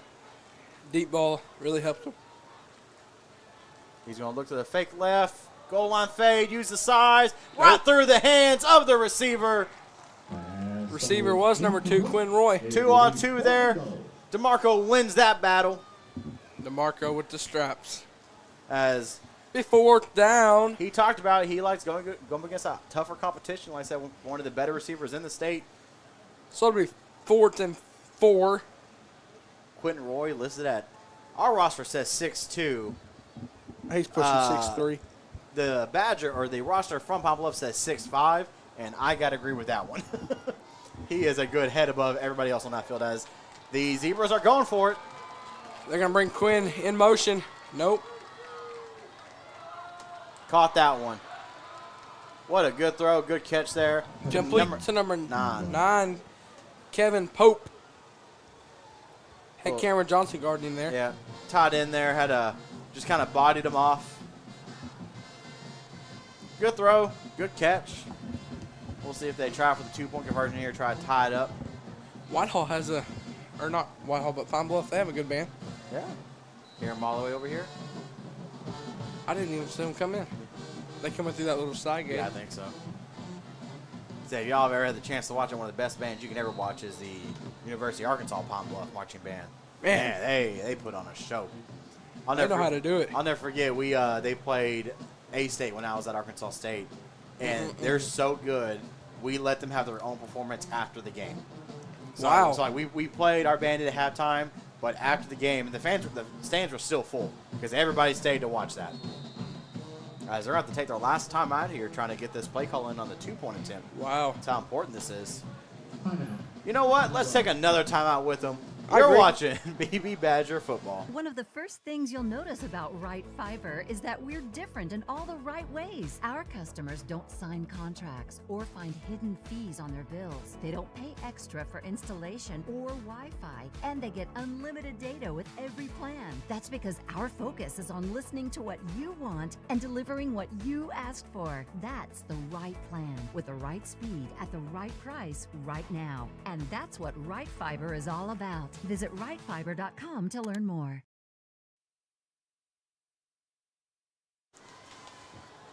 Welcome back to Bro Irwin Stadium. There's 38 seconds remaining in the second quarter. Beebe's up 14-12, pending this 2-point conversion. Pine Bluff just used their last timeout, so they will not have any. We'll see what they do here on this 2-point attempt. Number 3 going to have number 26 in the backfield with him. Bring number 1 in motion. Going to look to the right. Madden there, just kind of throw it up. Tipped up. Incomplete. And the Badgers will hold a 2-point lead as we have 38 seconds left to go in this first half. We'll keep it here since we just took a break. We're going to thank Total Erosion Control. Is erosion, stormwater runoff, or land grading giving you headaches? At Total Erosion Control, local in McRae, Arkansas, we got the tools, the experience, and the crew to fix it. From excavation, grading, and hauling to hydro seeding, sodding, and installing silt fencing. We protect your land, preserve your investment, and keep your site safe and stable. Locally owned, environmentally focused, and always reliable. Fighting a battle with erosion, let Total Erosion Control help. Let me just say something. They are always out there early in the morning getting them trucks ready to go and everything. Drove by there at 6 o'clock and it's lit up like Christmas trees. So I always want to thank our sponsors. If anybody's interested in becoming a sponsor for the Badger Athletics or Badger Sports Network, give Clint Williams, our athletic director, a call. He's more than happy to help anybody set that up as we will. If you get good field position here, I assume you try to go field goal range, huh? Yeah, a little onside kick attempt.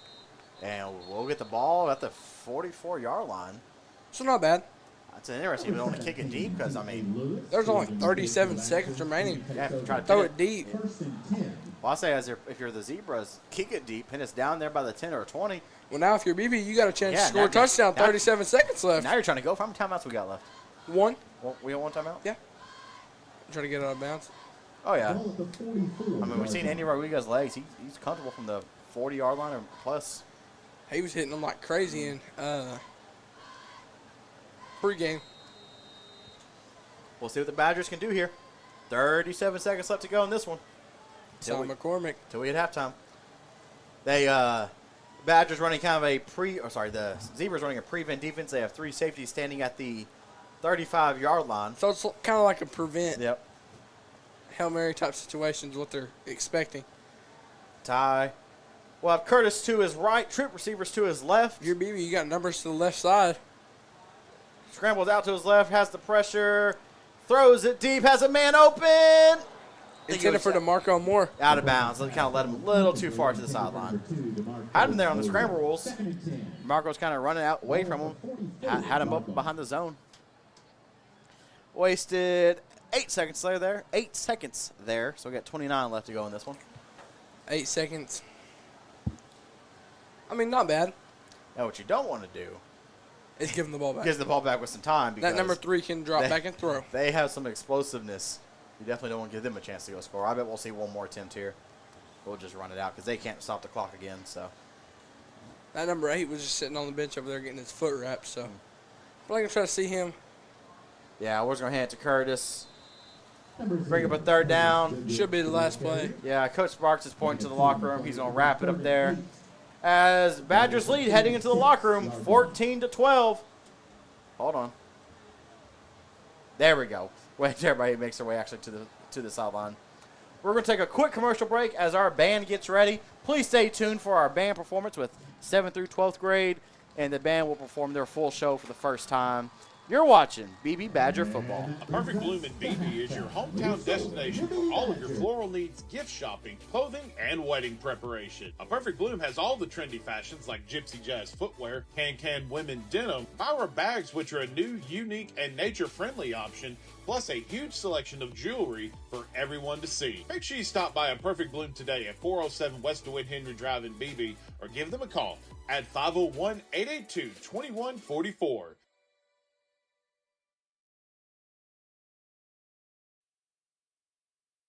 For every game played here since, their legacy lives on in every snap, every cheer, and every Badger that steps onto this field. That squad also had an outstanding season, posting a record of 8-2, including 4 defensive shutouts. Their grit, determination, and pioneering spirit helped launch our school's football tradition in this venue. To the members of the 1985 team, players, coaches, and families, thank you for your effort and determination on and off the field. Tonight, we honor you, we remember you, and we celebrate your place in Badger football history.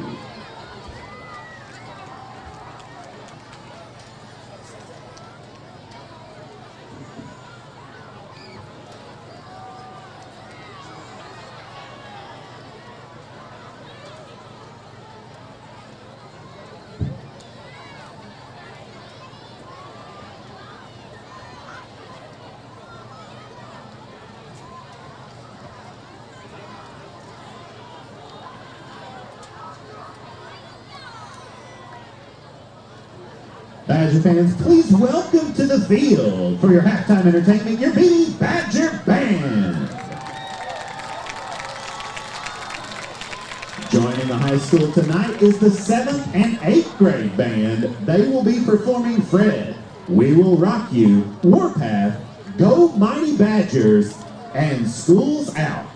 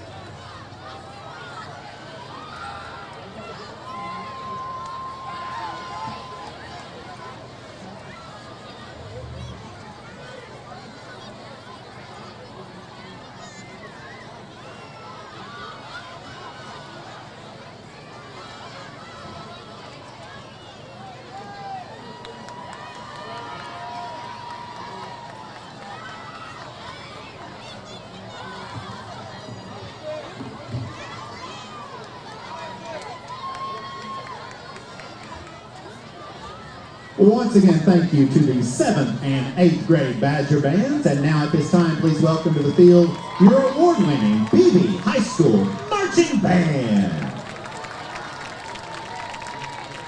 The band is under the direction of band director Allison Grace Allen and Samuel Allen. Band students of the week are R.J. Clayton and Ava Williams. And the section of the week is the flute section.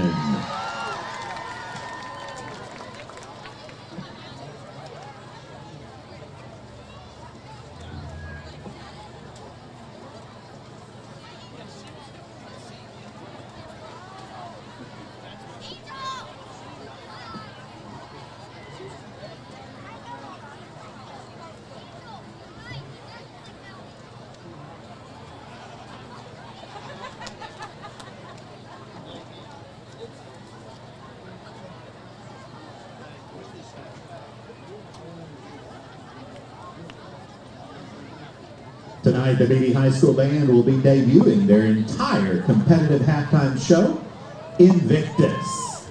They will be playing Conquer and Prevail, Everybody Wants to Rule the World, and Victory. Drum majors Evie Jones and Madigan Pack. Is your band ready?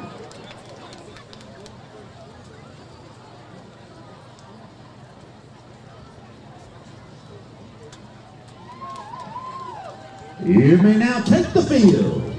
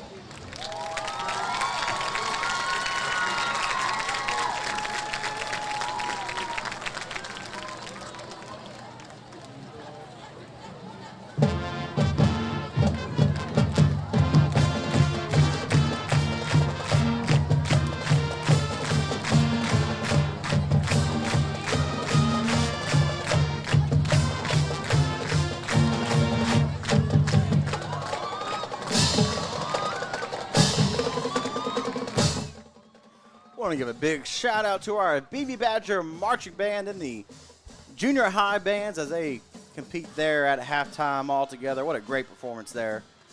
The senior high band show Invictus, first time performing it live in full for the Badger community. It was a great performance. Good job there by Alice Grace Allen and everybody that has their hands in that conduction of that. I know it's not an easy job by any means, so what a great show put on by our Beebe Badger marching band. We'll grab some scores here as we round down till halftime. How much time we got left here? We got about 3 minutes left. We'll grab some scores. Kind of the game of the week over there in Cabot. Conway versus Cabot. Conway leads 27-14. Our score has been updated, but Little Rock Christian leads 7-0 against Little Rock Central. Bryant in a big 7A matchup. Bryant versus Plessy Academy. Bryant leading 14-0. Bentonville leading Rogers Heritage 21-0. Kind of a shocking score here. Fayetteville only leads Northside from Fort Smith 13-9. Rogers beating Bentonville West 14-7. Springdale up on the crosstown rival Springdale Harbor 14-0.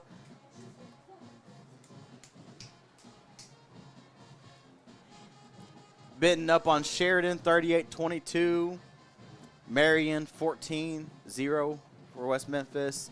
There's a good one. Shiloh Christian versus Fort Smith Southside. Shiloh up 23-10. Greenwood up big on Silent Springs 28-0. Mountain Home beating Russellville 14-0. Now we're back in the 5A. Maumelle up on Watson Chapel 21-0. That was still the first quarter score. I haven't had an updated one yet. No shocker here. Robinson over Whitehall 42-0 in the second quarter. Whew-wee. Not surprising at all. Nope. Brooklyn up on Greene County Tech 14-7. Harding Academy Batesville tied at 7. A couple of us were down there talking about that Searcy-Jacksonville game. What's the score of that one? I didn't even see that one. 14-17. Who? I don't remember who they said, but. Whoa, I guess I passed over that one. Valley View up 21-0 on the win. Magnolia up 16-8 over Camden Fairview. Little Rock Parkview up 44-0 over Hope. Man. Harrison up big on Clarksville 48-8. Here's a good one, kind of the top of the 5A. Farmington 28, Greenbrier 21. That's a big one. That's got to be a good game. Yep. Alma up 17-0 on Valonia. And it's pink out at Bologna, too. Oh, pink out all over the place. Usually those kind of the first October games, they usually like to do that as Zebras make their way back onto the field.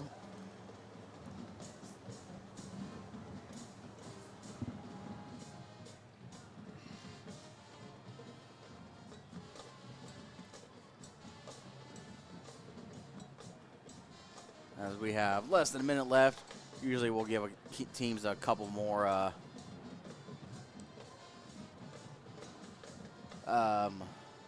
minutes there to get their warm-ups in.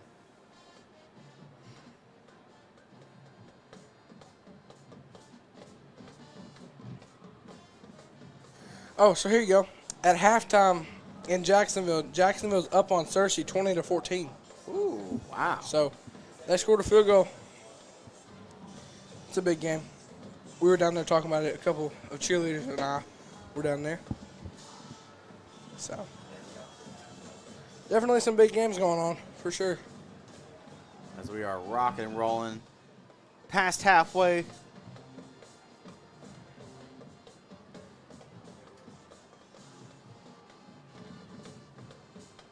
Halfway through the season.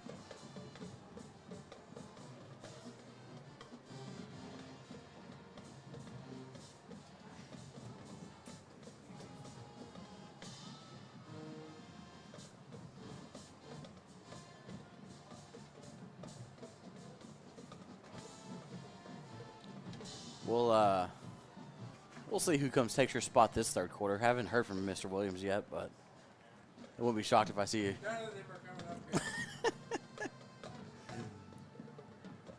Again, when my boss says he's on the mic, he's on the mic. There's a couple people I'm not going to say no to, and he's definitely one of them.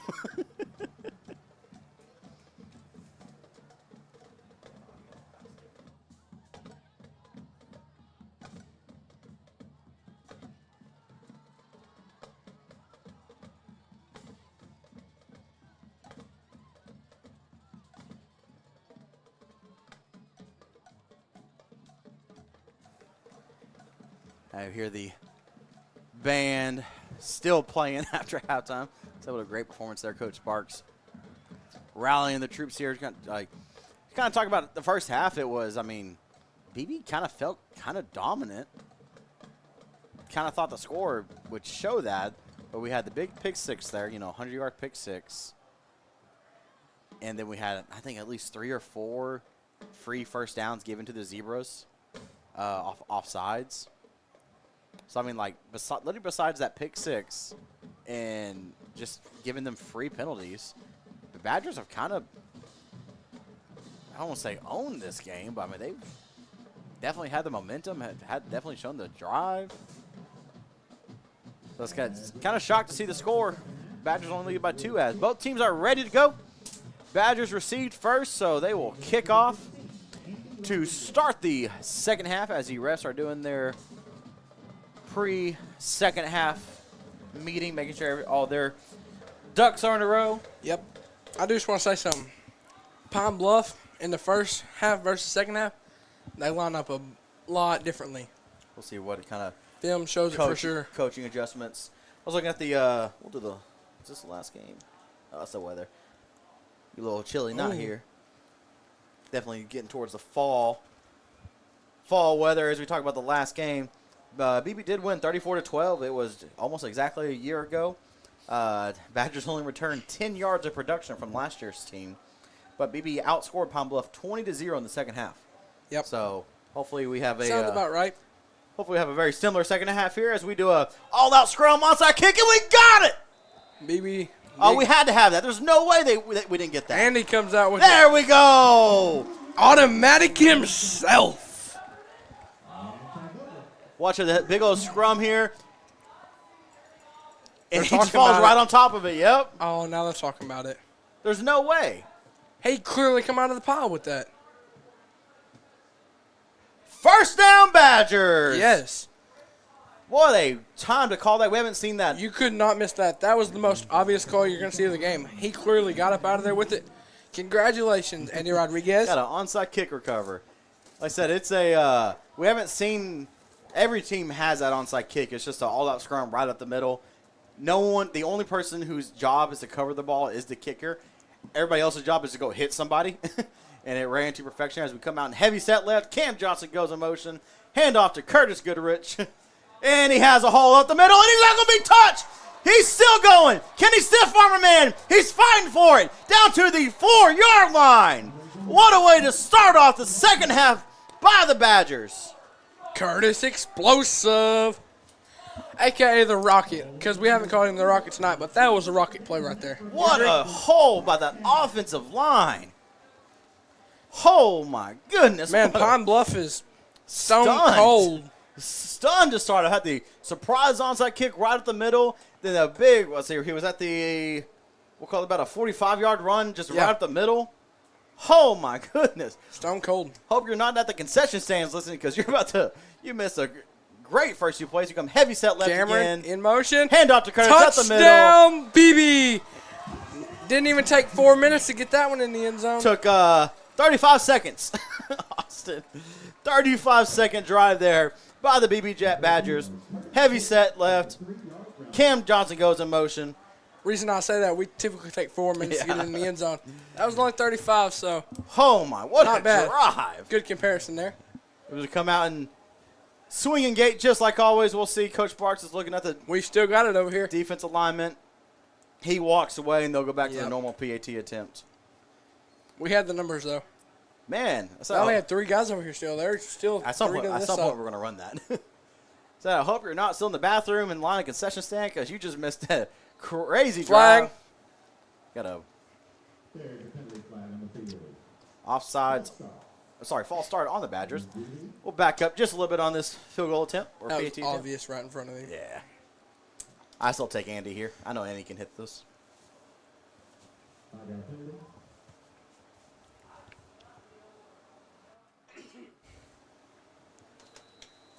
Andy's got the leg. Automatic. Here we go. Automatic kicks it right through the uprights. So coming out of halftime, Beebe will lead 21-12. We'll keep it here. I'm going to show this replay real quick, see if I can get this here. Like I said, so normal, just Cam Johnson going to run in motion here. But don't watch this lineman, the Eli Osmond right here. They're just going to pull and kick this guy out, and there is nobody there.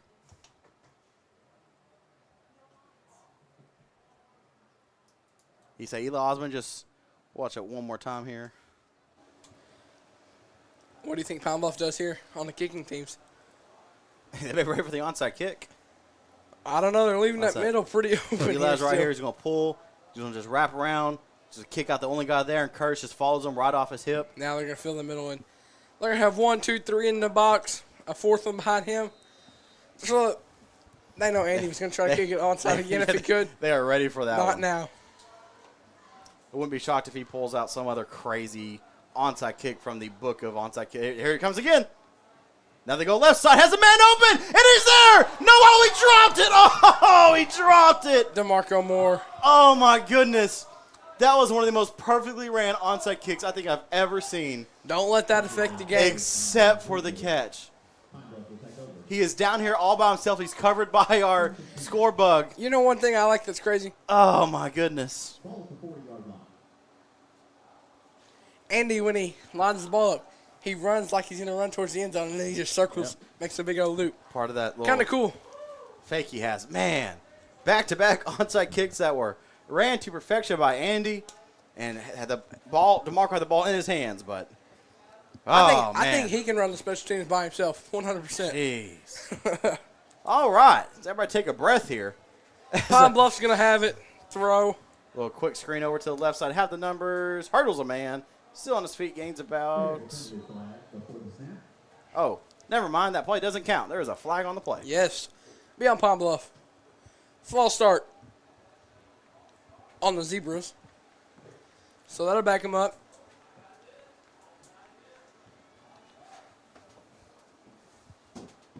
Told you it was going to be here. As Athletic Director Clint Williams makes his way into the booth. Love you, Austin. Do you? Yes. Hey, Chase, how's it going? Doing pretty good. Kind of trying to catch our breath here after the onside kick, two-play drive, onside kick that almost ran to perfection. Hey.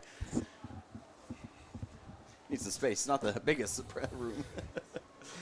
As we get ready here for this 1st and 15 after the false start. You know, it's my first time up here announcing in the R's. It's a good view, isn't it? My summer workouts, I'm going to be walking these stairs every morning. I can tell you that right now. As Zebras look back to pass, has a little flat route. Good. Took the legs out. Another flag. Oh, looks like we're probably going to rough the passer. Yeah.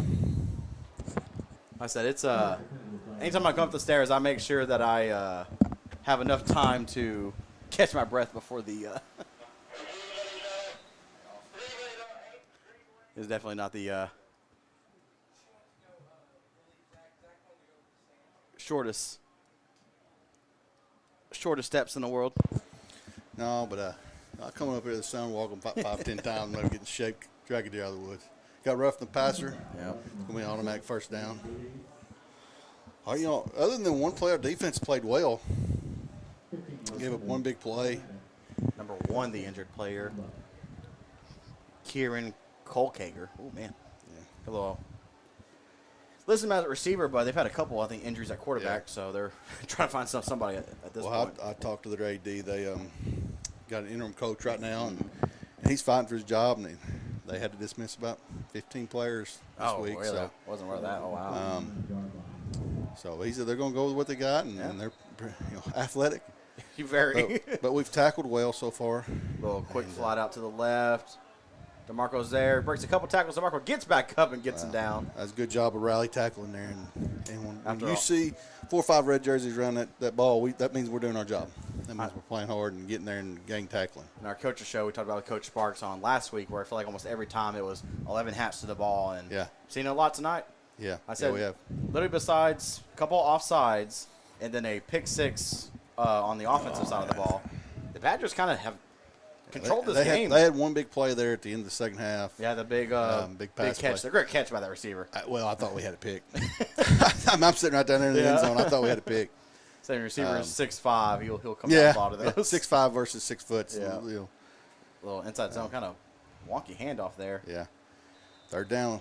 Well, they're probably going to go. They're in 4-down territory probably. So you need to get off the field here and get the ball back, get that offense moving again. I know that missed PAT and now the missed 2-point conversion coming up huge. Now it's a two-possession game. Two-possession game.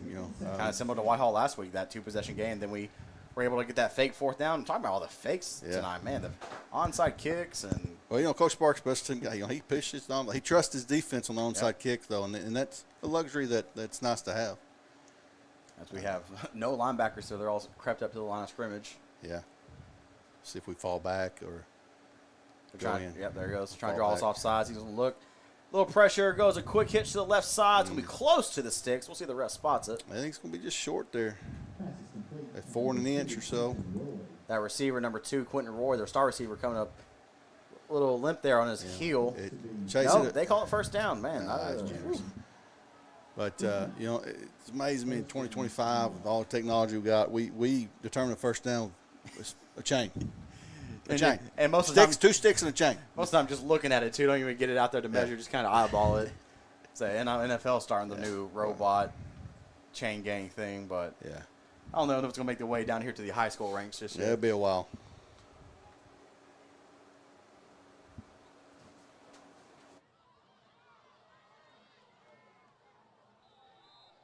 There is a penalty flag on the field.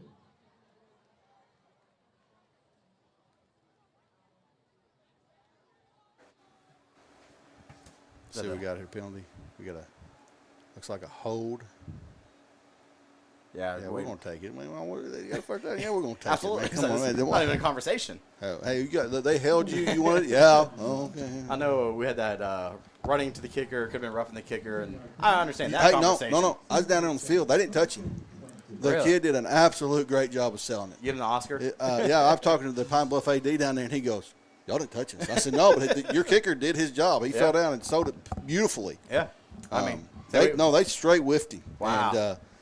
And, but then again, the kid did his job, fell down, and kudos to him. If you, as a punter, you're tough, you kind of feel the breeze of the player. That's enough to knock you down. As comes up with a 1st and 20 here after the holding call.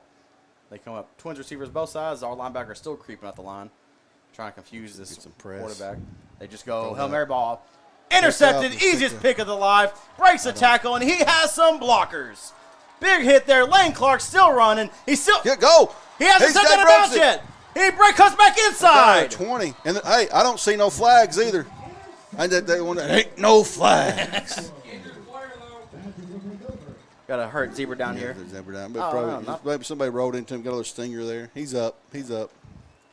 Try to replay to hit the wrong one. Boy, I tell you what, now that we go punch one in here, Chase, it's going to be big time for us. This is a big game for us. We talked about that at the volleyball game the other day. Yeah. Big playoff. Both teams coming in 1-on-1. Yeah. I know they were also talking about the Cersei Jacksonville. That's a lot closer game than people think right now. Yeah, it's like a 3-point game over there. Who's winning? I think it was who was Cersei scored? What was it? 21-14. What do you say? 2014 Jacksonville. 2014 Jacksonville. Yeah. Jacksonville's one of them. You never know. I said, Cersei. Hey, listen, Jacksonville beat Cersei. It's wide open. 2, 3, 3 and 4 wide open. That opens everything back up. We come to that heavy left side again. Well, Curtis has ran the ball well tonight. I can't wait to see that amount of rushing. He's a wild badger. I know that's what we kind of talked about. See, wild badger. Told you. Yeah. I haven't seen that all year. Kind of bringing just all blockers there. Well, Coach Corley is always going to have a wrinkle for something every game, and he's starting to get the guys know him and putting in his wrinkles as we get week 5, 6, 7, and the coaching staff's coming together.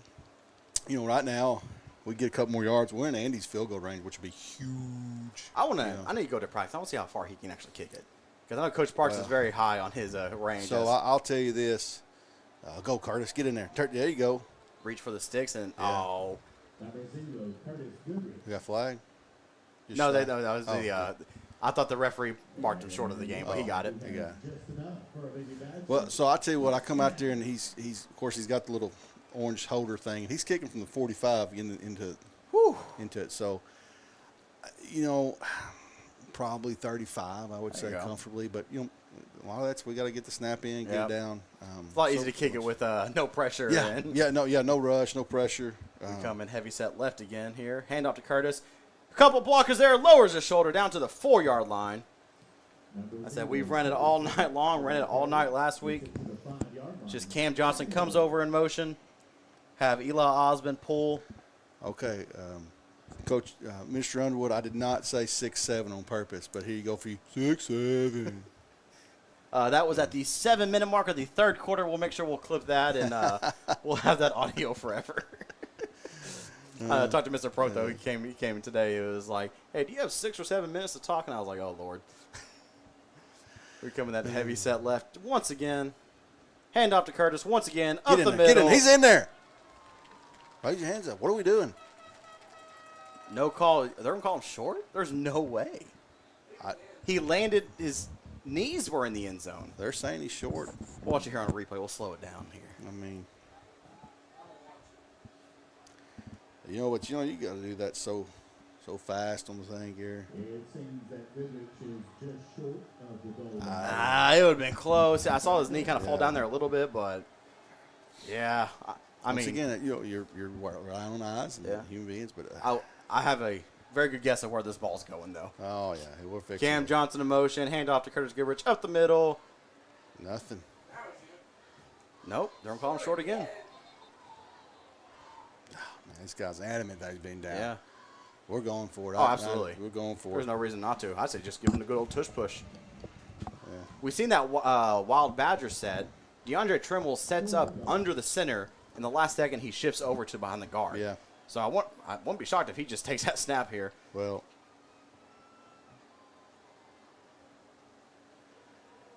So, yes, you're right. Mr. Stefani Tate needs to get off his phone and do duty. But that's probably not good for me to be on it. Oh, jump pass! Did he catch it? Driving catch by T.A. Lewis! Yes! Touchdown! Great adjustment Holy right there cow! by T.A. That's big right there. It's going to put us up 27-12. Holy cow. Everybody thought he was going to run it. Curtis jump pass, little Tim Tebow. Yeah, you beat me to it, little Tim Tebow. Tebow jump pass, one-handed, bad throw. T.A. Lewis dives and catches it. Yeah. Oh, Wide my open. goodness. They wasn't expecting that. And great job. Curtis getting up. He got air underneath him. Let T.A. go make an adjustment. Great job by T.A. That's no baseball skills for T.A. coming in there. That diving catch, just like you would an outfielder in baseball. Center fielder going to get great it. job all the way around. And there's another wrinkle. Coach Corley puts another wrinkle in there. Kick is up, kick is up. We'll watch that one more time because that was awesome. Great job by both guys. Great play call by Coach Corley. Look at this again. Got him in motion. T.A. just slips right through there. Nobody. And just a great jump pass, and T.A. goes, I got that. Wow. Ball. Everybody thought, I thought it was like, 4th and inches, you're going to run that ball. We're just going to jump past it.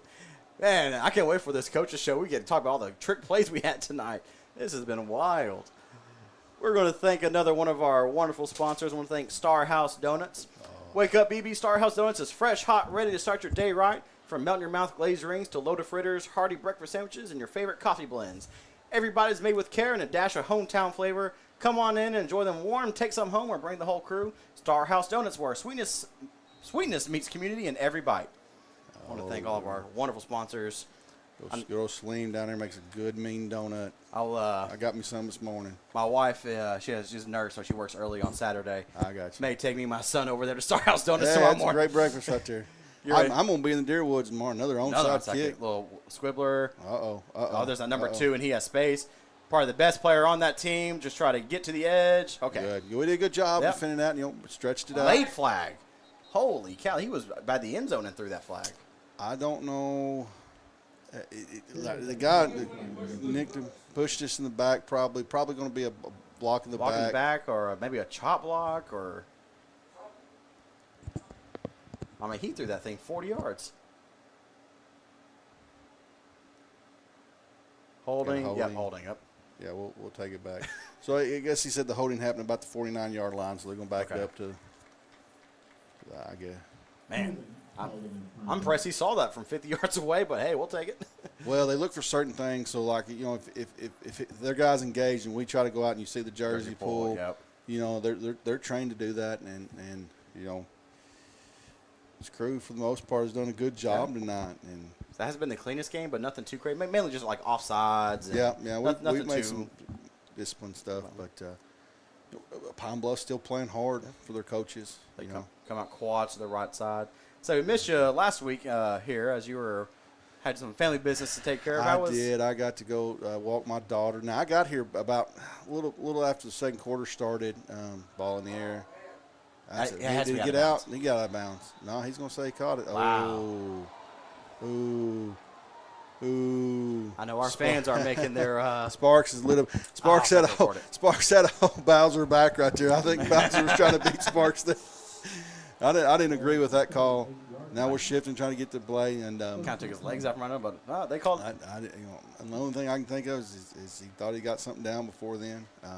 But hey, another play, part of the game, and they're human beings. I do a little officiating, so we're not perfect. I can tell you that. 21-20, Jacksonville and Cersei in a dogfight down there. That would change everything about the 5A Central. I'm telling you, and tackle. Look at this. We got 3 guys coming. Ball out! Did we get it? Wait for the official to point. He wants to point. Come on. He's gonna say it went out of bounds. Oh. He's gonna say it went out of bounds. Let's watch that again. I mean, he's right there, though. Right there on it. He did a good job, thought about it, processed it. It's going to be close. Yeah, it's hard for us to see with this stuff. Scoreboard there, yeah. It was close. It looked like it got out, though. He processed it, though, and that's what you do. Yeah. You want to get the call right. You don't have to be quick, Especially if there's nobody who. Jet sweep here, bumps out to the left side. Still stringing it out, still following those blockers, and we'll get enough for the first down. Wow. Yeah. Great job there, just following those blockers all the way through. I thought they got away with a hold right there. Another receiver down here on the near side, number 11, Rashawn Reed, one of our players to watch. Look like he's cramping a little bit, maybe. Trying to stretch it out. Another injured player so somebody has to come off. They called official timeout. Yeah. Roll that clock.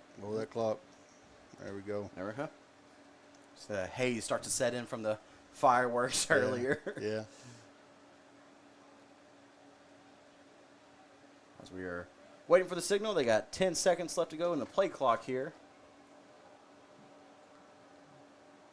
Going quick screen to the left and bathrow. That's close to a backwards pass. Want to thank our fireworks sponsor for tonight, Premier Pyrotechnics. I'm always scared they're going to use all of their fireworks on the run out. No, we got plenty of them, Chase. We Mr. Brad Polk fires it off for us, and I'll make sure he's got plenty of them. Me and Brad go back about 10, 15 years, and we make sure that we have plenty. I know Austin said he's seen a couple of truckloads and a whole bunch of stuff, but his wife works over at one of our sponsors, First Security Bank. Go see her if you need anything banking wise. Mindy Polk, First Security. I stopped by and seen DeWitt Yingling today at Community Bank. He's doing good. So another one of our sponsors. Saw Miss Bell at that Back Porch Realty here tonight, and she's one of our sponsors. Great lady too. Oh, we got the get him. Oh, try to get him down there. Yeah, I already got the first down. Try to get him down. Nope. We'll be first to go there. Zebras are pushing here. Yeah. Do you know of any other zebra mascot? I think it's the only one I'm aware of. That's instead of Arkansas. I think so. I mean, how that became their. So that was my last game in high school was against them. Where'd you go school? Greenwood. Greenwood. Yeah, our last game was against them, and we're like a zebra. I was like, where I got? Did they run over you? Oh no. No. There. No. It was close game there. That was nice little plant. Oh, we got a flag. I don't know if it's going to be a hold or face probably in the line of the hold. That was saying graduate all the Arkansas fans graduated Drew Morgan. That was his final game at Greenwood.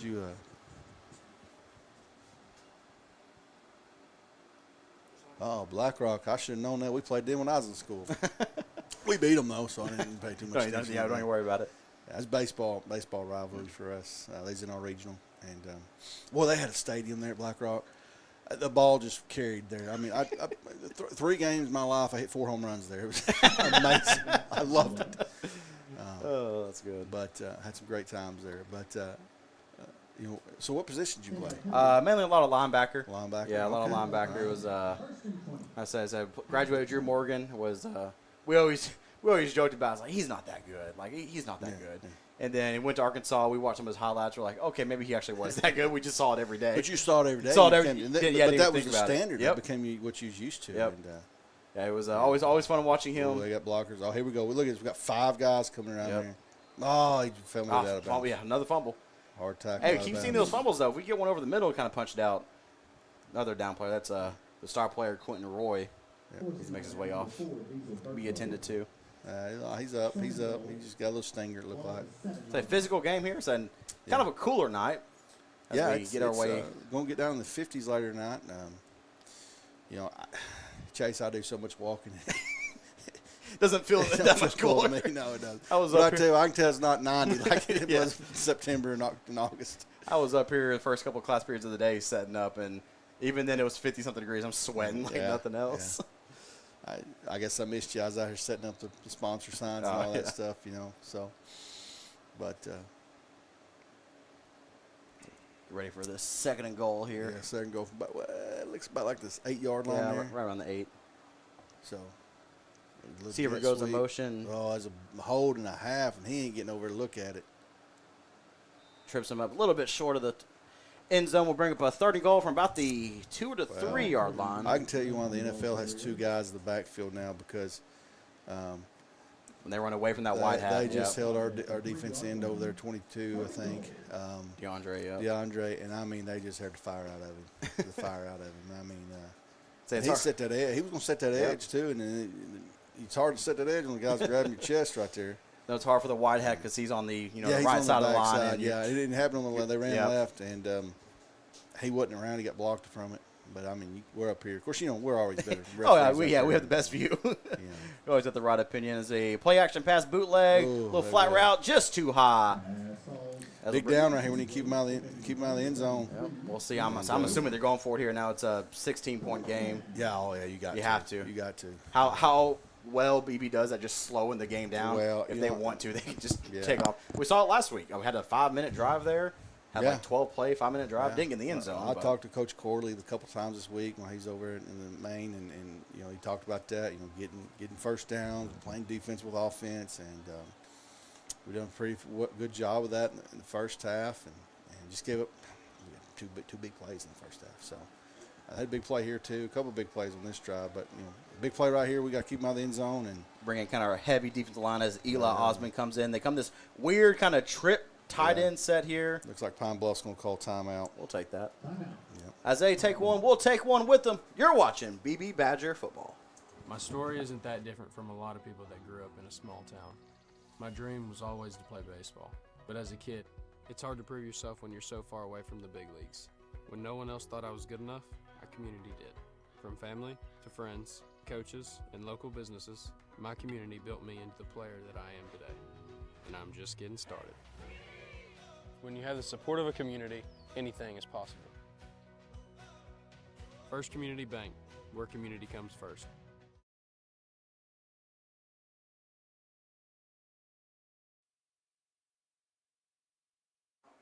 Welcome back here to Bro Urban Stadium as we still in this timeout here, kind of a longer timeout. Usually these timeouts we kind of time it up good with our commercials, but a little longer one. Hey, you have me on mute. You got to teach me what button to push. This the red one, right red one. I'm back. As both teams make their way back up to the 3-yard line here, more or less a 2-point conversion attempt. We'll see what play call. They're talking about Greenwood. We always had the exact same 2-point conversion play, and we won a state championship off of it. Well, if it ain't broke, don't fix it, Chase. They broke, don't fix it. Team started figuring it out, so then we ran it the other way. We'll see what they do. Kind of this heavy trips, tight end, low snap, ball's on the ground, nowhere to go, broken play. As he is brought down in the backfield, make sure there's no flags. I don't see any flags. It looks like Eli Osmond's down. Yeah, he was holding his knee earlier. Yeah, I'm hoping it's just a cramp. He's kind of holding it straight. Maybe like one will. Mr. Ship's going out there to check on him. So. Well, let's just replay here on this. It said low snap kind of ruined this one from the start. Yeah, I'd rather be lucky than good. Absolutely, and Eli getting in there, Luke Lewis. DeAndre Brooks, kind of the entire front 7 of the defense all in there. Well, but look at that effort. I mean, we haven't hit the 7-8 yard line. Like it gets to the 4 or 5. I mean, they're still Pine Bluff's playing hard. They just, Watch this one more. Watch the receiver on the backside. he wanted a pass. I think he kind of tied in here and kind of floats out that way. Yeah. Yeah, probably one of them run-pass option deals there, Chase. So, look at him. He wanted it too. Yeah, but great job. Who is that in coverage? It's either Lane. I'm trying to see the number. Yep, Lane Clark, number 3. Good job on Lane right there. He's just waiting for kind of the inside leverage. They are. Yes, Miss Walton and Mr. Williams is on there. So, okay, hello. I hope you're having a great day. They are still attending to Eli down there. We'll, look at there. Okay, as our great athletic trainers tend to Eli Osmond, we'll take a quick timeout, hit a commercial real quick. You're watching Beebe Badger football. Business owners, you know having fun is better than worrying about your cybersecurity. Let Network Services Group take care of your network so you can start dancing. One call does it all.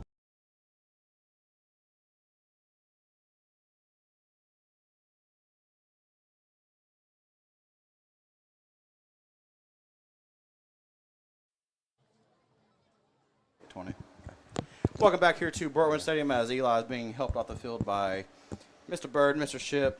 Got another score update. Austin told us that Searcy was up 28-20, I guess now. 28-20. That's still a good game, though. You know, I know their defense coordinator down there. He used to coach here, Hunter Vincent. He's a good guy, and he's working hard down there for him. So, but here we go. We get a couple first downs. Let's get into the fourth quarter and get up 16 points in that fourth quarter and see what happens from there. I'm liking our chances here. As trying to see who replaced Eli there at right guard. We have listed down number 65, Talon Wesner. We'll see. Oh, Talon, good kid. Good kid. Had him in class 7th grade. They're right behind Hunter Sterling. Can't see what number he is. We'll see when they break the huddle here. So we have listed 65 as the backup. We'll see. Hopefully Eli's all right. I know us, our great ATs will take care of him. Yeah. We had a whistle just to start the play clock. Okay. Yep, 65. Talon Wesner now in that right guard for the Badgers as we take the ball here after the turnovers on downs. You get 3 or 4 yards right here. Oh, there's a good hole. Talon kind of leading Curtis there, and he's still running. There you go. Keep that running. Keep that clock rolling. Got to just shout out Talon Wesner. I want to see right here on the when he pulls, he'll kind of pull right there. Kind of lead, head up to the safety. Yeah, there you go. That's taking advantage of what you get a chance to. Get your playing time there. Yeah. Love to see that from Talon. Getting a shot here. He'll get to tell his grandkids about that one day. I hit the hole, like the Hoosiers game. We ran the picket fence. Don't get caught watching that paint dry, boys. As Badgers are now in zero hurry whatsoever, we will. Yeah, we're going to be snapping that thing down 4 or 5 seconds going that play clock. And we're about 2 more plays here and get in the fourth quarter, and let's go win a ball game. Let's see if we can pull a 12-minute drive. I don't know if I've seen a 12-minute drive before, but you know what? Coach Corley can do it. I tell you that. We're going right there. You're fixing to see a heavy dose of that right there. Just straight up counter left, follow the guard, follow the tight end. So we're fixing to probably hand the ball off one more time here, getting that fourth quarter 16-point lead with hopefully a first down. Hopefully we can get the first down here. Got a stoppage for something. They're going to call a timeout. I don't know why we're calling a timeout right now, but no. Oh, okay. No, he was just stopping just to set the ball, I think. Okay. All right. Where you'd stop the clock just to. Well, there looks to be about a 3 or 4 second play clock. We'll have to snap it one more time here, at least in the third quarter, as Tom McCormick makes his way to the huddle. I know Coach Sparks, one of our coaches, hosts one of the few teams left in the state that huddles. Will definitely come into play here as we are trying to waste this time as we come out, trips to the left side, one tight end there on Tom McCormick's right. Hand off to Curtis to that right side, tries to break a couple tackles, nowhere to go. That's going to take us into the fourth quarter with a 16-point lead. I like where we're at. Kids have played hard, and we got 12 more minutes to go to pull out another victory and go 2-1 in conference. Heading 2-1 in conference, heading to, was it week 7 next week? I think. Man, I can't count. Yeah, it's all kind of crazy altogether. But as we head over to fourth quarter, we'll take one more commercial break here. You're watching Beebe Badger football. Moneyball Motors in Beebe is your destination for quality pre-owned vehicles. Whether you have no credit, bad credit, good credit, or even excellent credit, Moneyball Motors has all kinds of financial options for you, with rates starting as low as 3.9%. They offer free appraisal and Carfax history reports on any vehicle, whether you are buying or selling anywhere. Trade-ins are welcomed also at Moneyball Motors, and they offer extended warranties to any customer. You can find Moneyball Motors at 2000 West Center Street in Beebe, or check them out online at moneyballmotors.com, or give them a call at 501-232-0414. Welcome back here to Bro Irwin Stadium, the 40th anniversary. This beautiful facility was the track. I think I saw where the track was built with it as well. I think it was like the track and football facility all showed up at the same time. 40 years. We honored the 1985 football team tonight, and just 40 years. Long time. I'm 42 years old, so I was 2 years old when this thing was built. So third down about 8, and Austin, I'm gonna stay here a little bit longer. He said he didn't get the full quarter. Yeah. So he wants his full 12 minutes. That's right. That's right. I can do what I want to. He can. I told you, there's one person I'm not going to say no to. He's one of them. So a quick screenplay here. Try to use the speed. Don't get a safety. It's going to be close. That one calm down at like a half yard. As close as you can get to that end zone without it. Wow. Well, it's going to be a tight punt here. I know Luke Lewis usually likes to take his time on the punt, but he's going to get it off quick because they're going to come after it. Yes. They're going. If they get close, you fall down. you sell it. Oh! You got to look like they broke that leg. So Luke Lewis 1-on-1 on passing. We'll see if we 1-on-1 on acting now. Yeah. But if I'm Pine Bluff, I'll fall back and you're going to get. Just take the field position. Yeah. I know. They have 4 or 5 guys back. Yeah. Yep, they're going to do just that. And good punt. They're high punt. Caught about the 35. He bobbled it. We got it. Let's go. Is that First down, Badgers. T.A. Lewis picked that up, I think, 17. We'll take that pretty much as a fake. I forgot to record it. Oh, no. Forgot to record it. Well, T.A. fell on it. T.A. got there. Their guy didn't do it a little bit. And big play, big momentum play. Good punt there by T.A. Lewis, kind of getting high up in the sky. Yeah. I'm going to get out of here. Thank you to all our sponsors. Thank you, Chase, for doing this for us. I want to thank Alex Hale, who does our PA, so you can do this. Yep. I want to thank Zigger White and Leighton Blood for doing our clock for us, and all of Badger Nation. Thank y'all for coming supporting us out. Y'all have a great day. Austin, it's all yours, buddy. I want to thank Athletic Director Clint Williams for joining us, like the usual, here in the third quarter. Getting that little behind the admin knowledge. Austin makes his way back up here to his seat. As we get ready for a first down after I'm going to call it pretty much kind of a fake punt. Kind of worked as a ones we hand to Curtis right at the middle, and he's still on his feet. Still fighting. Man, gain of about 7 there. I don't know. I was next door. That was pretty eventful. Not going to lie. Oh, what a fun time we're having up here in Bro Irwin Stadium. Good old press box. Watch out for the stairs, though. Stairs can get you. Remember, we weren't supposed to mention nothing about that, and you just did it. No, Hey, there's some stair monsters up in this press box. There's They'll grab your feet and just make you go down. Clint Williams brought it up at the volleyball game last night. I took a little tumble down the stairs here at halftime last week. So I know y'all may have heard of little ice bags, my ice bag on my forearm here and there, but hey, we're rocking and rolling. Look, and what was worse was I was right behind you, so I saw it. I don't know if that's worse.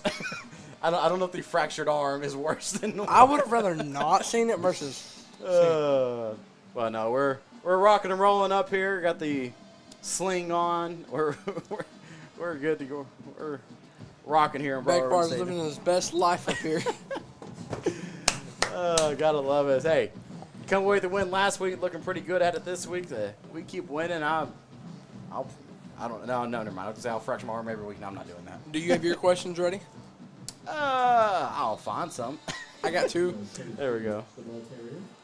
As we, Austin's alluding to the post-game coaches show with Coach Sparks. We'll hop on a quick phone call after the Badgers make their way over to if the it stays the way it is right now, it's going to be a fun call. the Badgers make their way over to the band, sing the alma mater. Coach Sparks will break the huddle with them, and then we will hop on a phone call with them and get his thoughts about the game. But that's still 10 minutes away. Yeah, we'll see. I talked to Coach Williams, like, what if we have a 12-minute drive here? Technically, the drive never ended. Coach Corley does know how to do it, like Mr. Williams said. Yeah. So, expect the unexpected from the Badgers. We've seen a wild Badger tonight. Wouldn't be surprised to see it a couple more times. Ty's going to take the snap, give to Curtis. See if we can break a couple tackle here. Just fighting for anything. No. They're wanting a fumble there, but he was down. He's going to lose 2 or 3. It will be 4th and 6. Ball at the 42-yard line.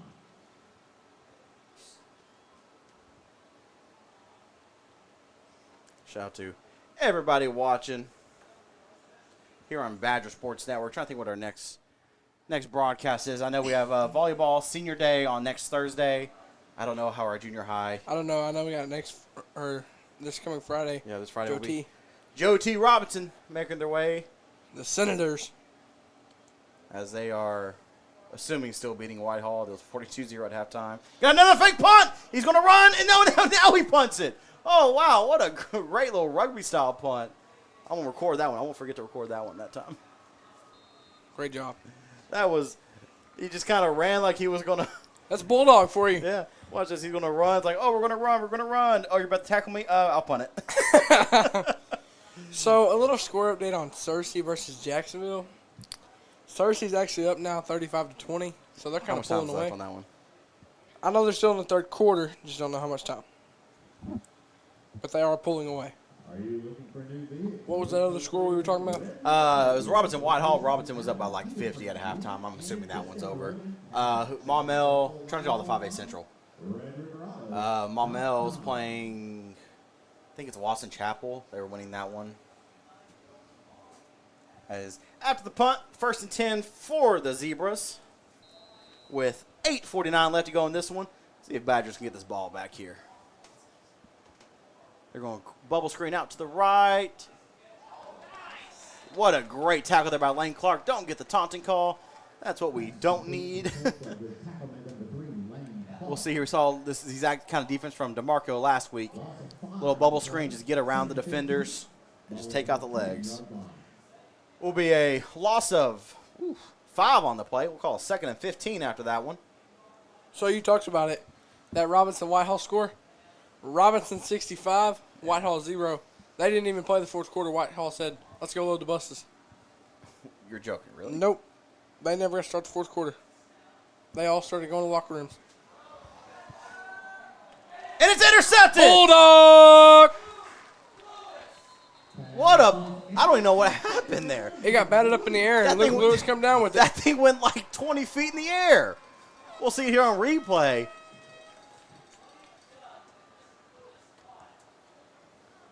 So he looks back to pass. Right off the helmet of DeAndre Trimmel. That's how it got so high. And Luke Lewis, almost like a punt return, just able to get right underneath it for the catch. And after that, 1st and 10, Badgers. Great field position starting in the red zone. We'll watch it one more time here. So you watch DeAndre Trimmel kind of on the far side defensive end there. Just rushing, it just bounces right off his head. Hey, Coach Williams says all the time, rather be lucky than good. Did you see that last week? It bounced off a head and I think caught so, it? yeah. Yep. So, Badgers with a gift there with 8:01 left to go in this one. See if we can punch one in here. Extend this lead even farther. We come in the heavy set, kind of far left. Hand off to Curtis, up the middle, cuts it back to the right. Dragging some Zebras. Good play. See, now the worst part about it is you can't waste that much time when you get the ball on the 18-yard line. Waste as much as you can, but. So, yeah, Maumelle beat Watson Chapel 42-0. Yep. Who's the other? We're missing a 5A team, or 5A Central team. Here, let's look at our schedule. Maumelle, Whitehall, Pine Bluff, Robinson, Jacksonville. Is that everybody? That's everybody. Okay. And then we got our score. That's the one we're missing. Yeah. 28-12, Beebe. But they're knocking on the door, so. See if we can push this to the 30s. The Badgers so far this year are averaging 20 points a game. 20.8 to be exact, and we're already past that. As a handoff to Curtis, still driving his feet down to the 5-yard line. Good enough for a 1st and 10, Beebe, as we are going to make our way under the 7-minute mark here at Bro Irwin Stadium.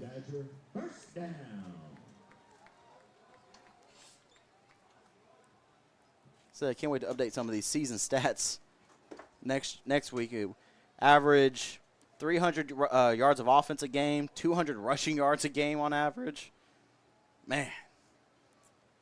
So I wish we had like a live stats. You kind of see what we are at for tonight already. I know it has to be pretty good. As I'm assuming we probably won't see another pass tonight. Why not? Keep it with Curtis. Oh, absolutely. Give to Curtis again.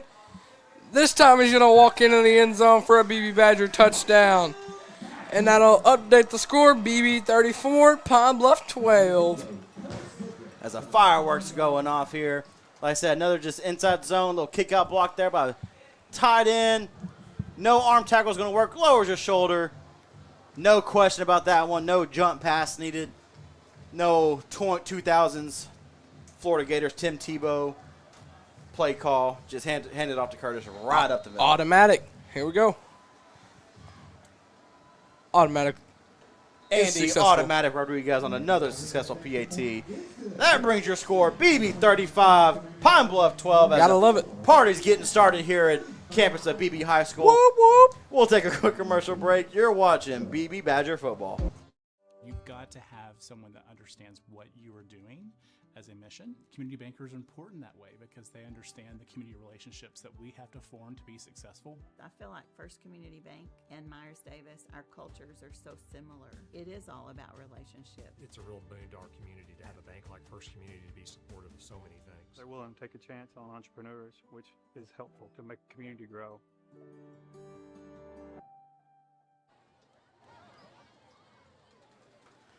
Welcome back here to Bro Irwin Stadium as your Badgers now lead 35-12. We've had every sort of trick play. We've had, we've had the fake. We had an onside kick up the middle. Had a great onside kick that we didn't recover. We had. See it again here? Curtis. No, we'll just kick it deep and get out of this. We had a Curtis Gerwish jump pass. Had a little deep sky kick. No one back there. All out of bounds. If you kind of kick that thing a little more straight down there towards the numbers, had a chance at that one. Well, you about hit that Bowen Heffley med cart down there. Man, have you been able to look at that little med cart thing? Yeah. It's one of the coolest things in the world. I had a. So it actually lights up. Oh, really? Yes. I had red, white, and blue like police lights. I had athletic trainer Justin Shipp kind of give me a tour of it. There's water on the side of it that you just like push a little plunger, water can come out. Yep. There's a lift that can lift the Gatorade coolers up so they don't have to strain for that. There's a seat on the back that can elevate to different heights to tape. There's coolers in there. There's battery plugs in there. There's lights. There's 2 ice chests just for ice bags. It is one of the coolest AT carts I've ever seen. And you know what's even better? The cart down there that they pull it with. Oh, the electric cart. Oh, I don't know. It's electric. I think it's a good old Bull Creek Outdoors. They're one of our sponsors. They had their logo on it, so I'm assuming they had a hand in that one. The good old electric. Zebra still don't make their way into the field yet.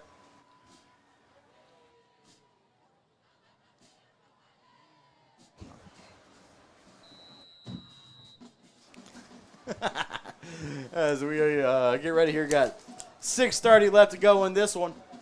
See if we get another maybe crazy deflection. Another interception. Hey, now you can run the clock out. That's a inside zone to the left. Good tackle there. Luke Lewis just throwing himself out. Gain of 8 on the run. We'll bring up a 2nd and 2. I don't know, but I'm going to have to tell Brody once we get done with this. He did great. We hear the band just playing off in the distance. That is Pine Bluff's band. Good to know. Hear them all the way over here. They're good. Their momentum is not going down any.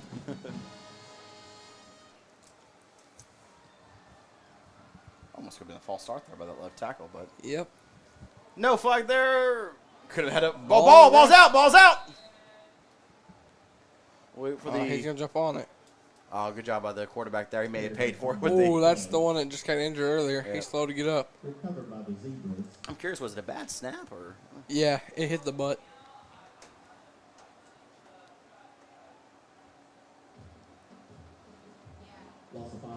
Oh yeah, just hit bad snap right off his butt. I don't know, but that's the coolest defense thing I've ever seen be put up there. It starts out as a fence that just slides up and it's got green grass. This defense. Oh. I need to make some more of those. Those are all pre-made from when I got home. I need to make some more. Add some more pizzazz to the video board. No. We need to add some more shimmer and shine. As looks back to pass, no one to his right, still going, scrambles out to his right, has some running room, heaves it deep. Short. Did he catch that? Yeah. Wow, what a catch. He had to climb the ladder for that one. No, what a catch there. Man, alive. So him scrambling in the backfield like that just reminded me of the Chicago Bears when they were fighting the Commanders last year. And he ran out in a circle and they completed that Hail Mary pass in the end zone. And they got deflected like 3 times. That's what that kind of just reminded me of. Thankfully, no Hail Mary will happen here to win the game as we are wrapping this one up. 4 minutes and 25 seconds in counting here. 4th and 2 for the Zebras. Pine Bluff knows it's over. They're just going to melt the clock as well. You need a you got to make 3 scores. Pretty severe miracle to come back in this one, but they're still fighting. See what play call they have here. Handoff up the middle. Brought down in the backfield. Be a turnover on downs. Second string. And that will wrap that one pretty up. much in this one. We'll see if we can burn out 4 minutes on the clock. I don't imagine we'll see the starters back out there. You? I mean, it's kind of over. I don't know. We actually haven't been in this point yet this year. We'll see. If we do see some new players, we'll definitely try to call them out there. Nope. It's the good old Wild Badger. No Tom McCormick. Yes, he is. He's down here in the call. You're right. I'm wrong. I forgot we still. You gotta forget. He keeps going sideline to sideline, getting calls. It doesn't matter. Ty has to get the most steps in of any player on any team. Having to go. I wish he would wear one of them things that counts as steps. Definitely booking more than anybody in the stadium, probably. Because it's 53 yards across the field. He's about halfway across that every time. So, 25, 30 Give yards. to Curtis. Flag. Come on, don't throw flags at this point. I don't know. Them flags just blink for some reason. It's like a blinker turning. We had a chance to get home at an okay time here. It's only 9:20, 3 minutes left. No more midnight road stops, no gas stations. Damn. Jacksonville. Oh, yeah. That'll be the last one. Last road game here in a couple weeks. Maybe. In the regular season. We'll see if the Badgers can fight their way into the playoffs. Looking okay now. Still got a very, very long way to go. We're only tough schedule ahead, too. Only 3 games into the 5A Central. Like I said, we'll talk about some of our upcoming ones. We have hosting Robinson next week, probably the game of the year on our schedule. Definitely the toughest game. When you look at preseason favorites in the 5A Central, they are currently number 1. If you look at the Hootens poll. Remind me, I got a question for you here in a minute. And we go to Jacksonville, and we host final 2 games of the year. Host Watson Chapel on Halloween, and then Searcy for senior night on Thursday. We'll make sure everybody knows we have plenty of time before then. But that November 6th game, it is on a Thursday night for senior night, not a Friday. Pack them stands. As we hand off to Curtis, up the middle, lowers his shoulder. Gains only a handful. Clock will run. Back to the question I was going to ask you. What you got? Curtis had a bunch of running yards last week. How many things he got this week? So he had 254 last week. He has to be close. I don't know if he's had a. I mean, a bunch of sports apps in Arkansas are saying he's one of the top running backs in 5A. Oh, absolutely, he has to be. Like top 3. There's no way our huddle. Let's see. I don't think it will automatically pull up stats from the game. Let me investigate here. I don't know. I asked you a pretty good question too. They're ready to snap this 2nd and 19 play. Just run backwards. Can't waste Give that to Curtis, much time. big hole. Still up. Going to be close to the first down. Going to be 3 yards short. Yep. That'll bring up 3rd and 3. Gives you a chance here get this first down, and that will very much ice it after that. Yeah, I can't look at the game while it's actually recording. Okay. I know sometimes Huddle, they have like auto stats and for different numbers and stuff. So I'll see if I can pull that up while the game's recording. But Huddle won't let you pull it up while recording, so we'll have to wait. We will definitely call out the numbers in the Coach Show next week. As Curtis, another great night led by the offensive line. You see them there making their way to the line of scrimmage. You got 2:17 left in this one. 3rd and 3. We'll see if we get a first down here. Hand off to Curtis. Counter left. Lowers his head. First down, Badgers. Rolling. And that should be the last actual play we have to run. 2 minutes left. We got 40, 120. Jacksonville and Cersei. 42-20. Technically, I think if we snap this with 1 second left every time, should be able to QB knee it every play here. I'm going to get my phone connected before I forget that. Razorbacks play tomorrow. Who they got? Tennessee. Oh, it's at Tennessee, right? Yep. I know other games around the state. UCA is traveling to North Alabama. And then A-State actually plays on Tuesday. How did they get that game? So, Sunbelt, they did this a lot when I was there. They do a lot of Tuesday games, Thursday games to get you on TV. They're on ESPN2. Who are they playing, though? South Alabama, down there in South Alabama. Good old Mobile, Alabama.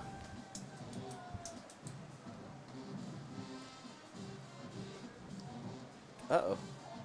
Not connected? Nope. We got some time. How much time I got? 1 minute. We need to go a little faster. Should have done this earlier.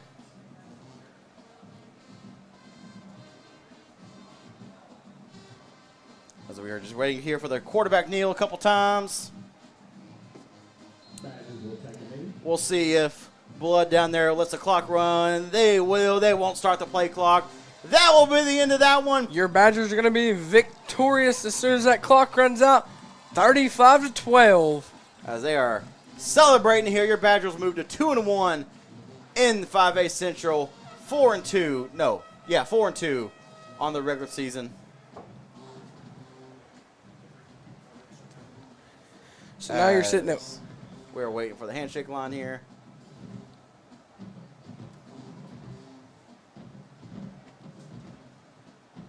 We're sitting at What is going on? Kind of teams are just waiting. Oh, I think they're waiting until I actually had to hit 0. As fireworks are blasting off here. Told you they got trailer. Use the rest of them. Man, they're lining up the sky. Hold. That trailer's like, whoa, whoa, whoa.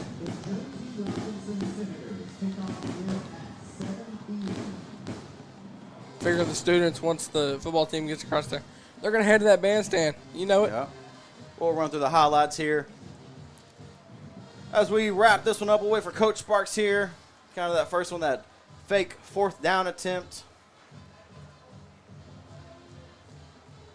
Here, band already playing, hooping and hollering over there, playing the fight song. Alma Mater will be coming up next. As these highlights run, this Curtis Goodrich Wild Badger.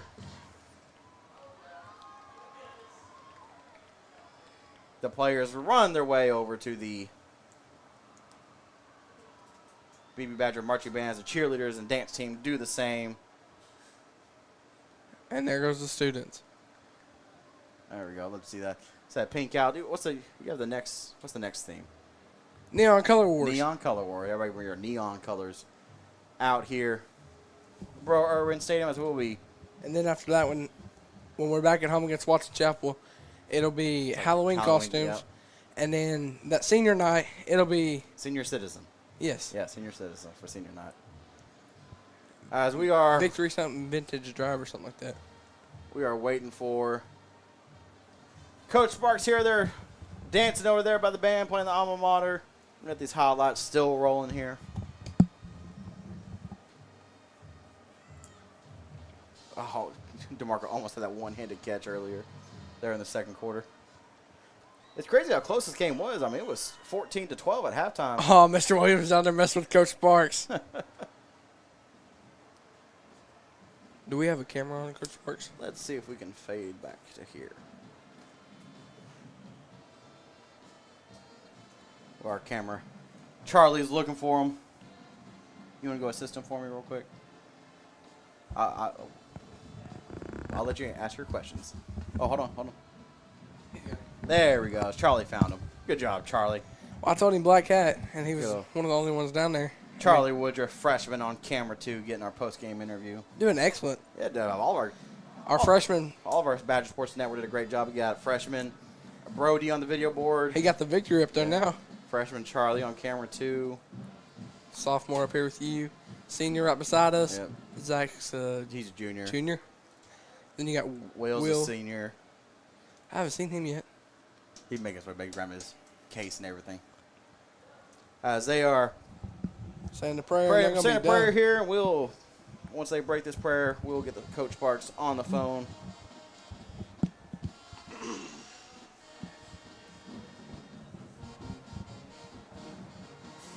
And they just broke it. We're going to call. We'll see if Charlie can find them. We'll let Charlie.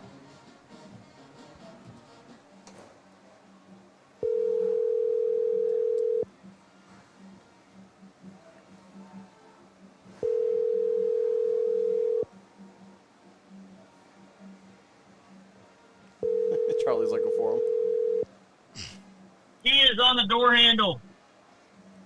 Hey, Coach Crafton here. Hey, let you know you're on the air. We're just waiting for the interview with Coach Sparks. He's in the back of the end zone. I gotta go. I gotta go find him. I'm inside. He's running by the track lane behind the goalposts, making his way even farther back towards the track. Okay. Running away from you. I'm still inside. He's kind of right under the video board.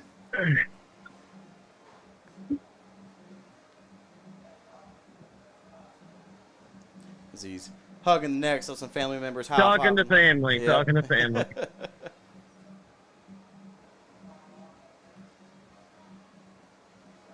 It's going to be Coach Crafton there. Man, he's got everybody over there. Got to talk to his number one supporters. Yeah, absolutely. Love to see everybody down there. He wants to go with Ellie. Oh, Postgame.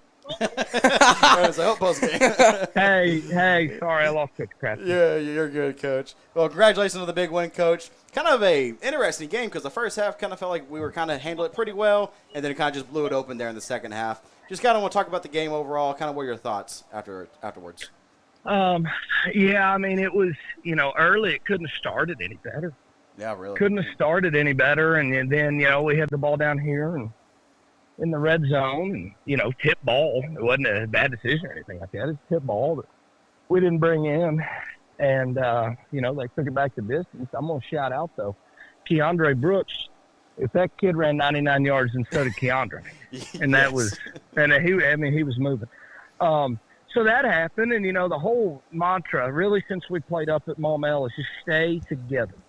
Because at Maumelle, we didn't stay together. Okay, the last two games, there's been some bad things. We're down 14-7 last week at the end of the first quarter, and then tonight we give up a touchdown. We give up a touchdown right before the half. Yep. And so they went in with every ounce of momentum going into that second half, and that's the message coming out was, hey, great start. Okay, we gave them every little ounce of momentum that we had. We gave it right back to them. Okay, we got to go back out there and take it. And, we got the onside kick and went and scored, and the rest of the second half's kind of a blur. But it was good. Proud, super proud of them. It was a little somber when I went in there at halftime, and I tried to – I'm not the most calm person, but I tried to calm them down a little bit. So it was good. It was good. Big win. So I got a question for you, Coach Sparks. To begin the third quarter, you had that kick by Andy Rodriguez coming out of half. What were your thoughts on that? Well, I mean, it was the onside kick. Yeah, kind of right up the middle. Well, the game plan was to onside kick it every time. And, it's one of those things. Like the touchdown they got before the half, we onside kicked it. And with a minute, I think 50-something left in the game. So in the half, probably not a good decision. But I said we're going onside kick it every time. We almost got the ball back, took a funky bounce. Yeah. So, yeah, I mean, that's predetermined. We're going onside kick. I think that's the third game in a row we've onside kicked to start the second half. So, and it was a great play by Andy, good patience, waiting on everybody to come together, and then Andy actually recovered the ball. So that was big. That's usually those kind of like quarterback or the scrums right out the middle. Usually see the kicker for that. Austin has one more for you. And Curtis on the offense in the Wild Badger with the direct snap. Did that do anything for the team? I think so. I think it's a good package. Especially early, it was really good. And then they started aligning better to it. But we did a good job adjusting. At one point, Ty had a cramp. He had to come off, so that was the option to go back in. Yeah. So I said, just getting husky. Let's give him a second. If I need to call timeout, I will. So, no, it was a good package. And say, kind of want to talk about, in general, it's kind of, we had everything. We had a interception deflected off the helmet. We had a fake fourth down attempt, had a punt that almost acted as a fake when he dropped it. Kind of just all the wild things, kind of live in chaos and stuff like that. Hey, so. we will take it. We'll take it however we can get it. Well, congrats, Coach, on the win. And Thank you. Enjoy the weekend, and we'll talk to you next week. Congrats, Coach. Thank you, guys. Go Badgers. Thank you. That was Coach Sparks. I always want to thank you for joining on the phone call with us, and I want to thank everybody for joining us here. It was a great win. Badgers win 35-12. Great night for football. Great night for football. We'll be right back here next Friday as we host Joe T. Robinson. Don't want to miss that one. If you definitely want to be in person, if you can't be in person, we'll be live right here on Badger Sports Network. Austin, final thoughts. Final thoughts, they were good. Beebe moved quick. Coach Sparks obviously likes that. Pine Bluff tried to slow it down, just couldn't slow us down enough. However, on the flip side, Beebe's defense slowed Pine Bluff down a lot. Yep. So, good job for Beebe on both sides of the ball. Keep going. And that's all I really got. So we'll wrap this one up here. I want to thank everybody for joining us here at Badger Sports Network. My name is Chase Beckvar. For Austin McGee and all my wonderful students running this program, I want to thank everybody for joining us here. We'll catch y'all here next week. You've been watching BB Badger Football.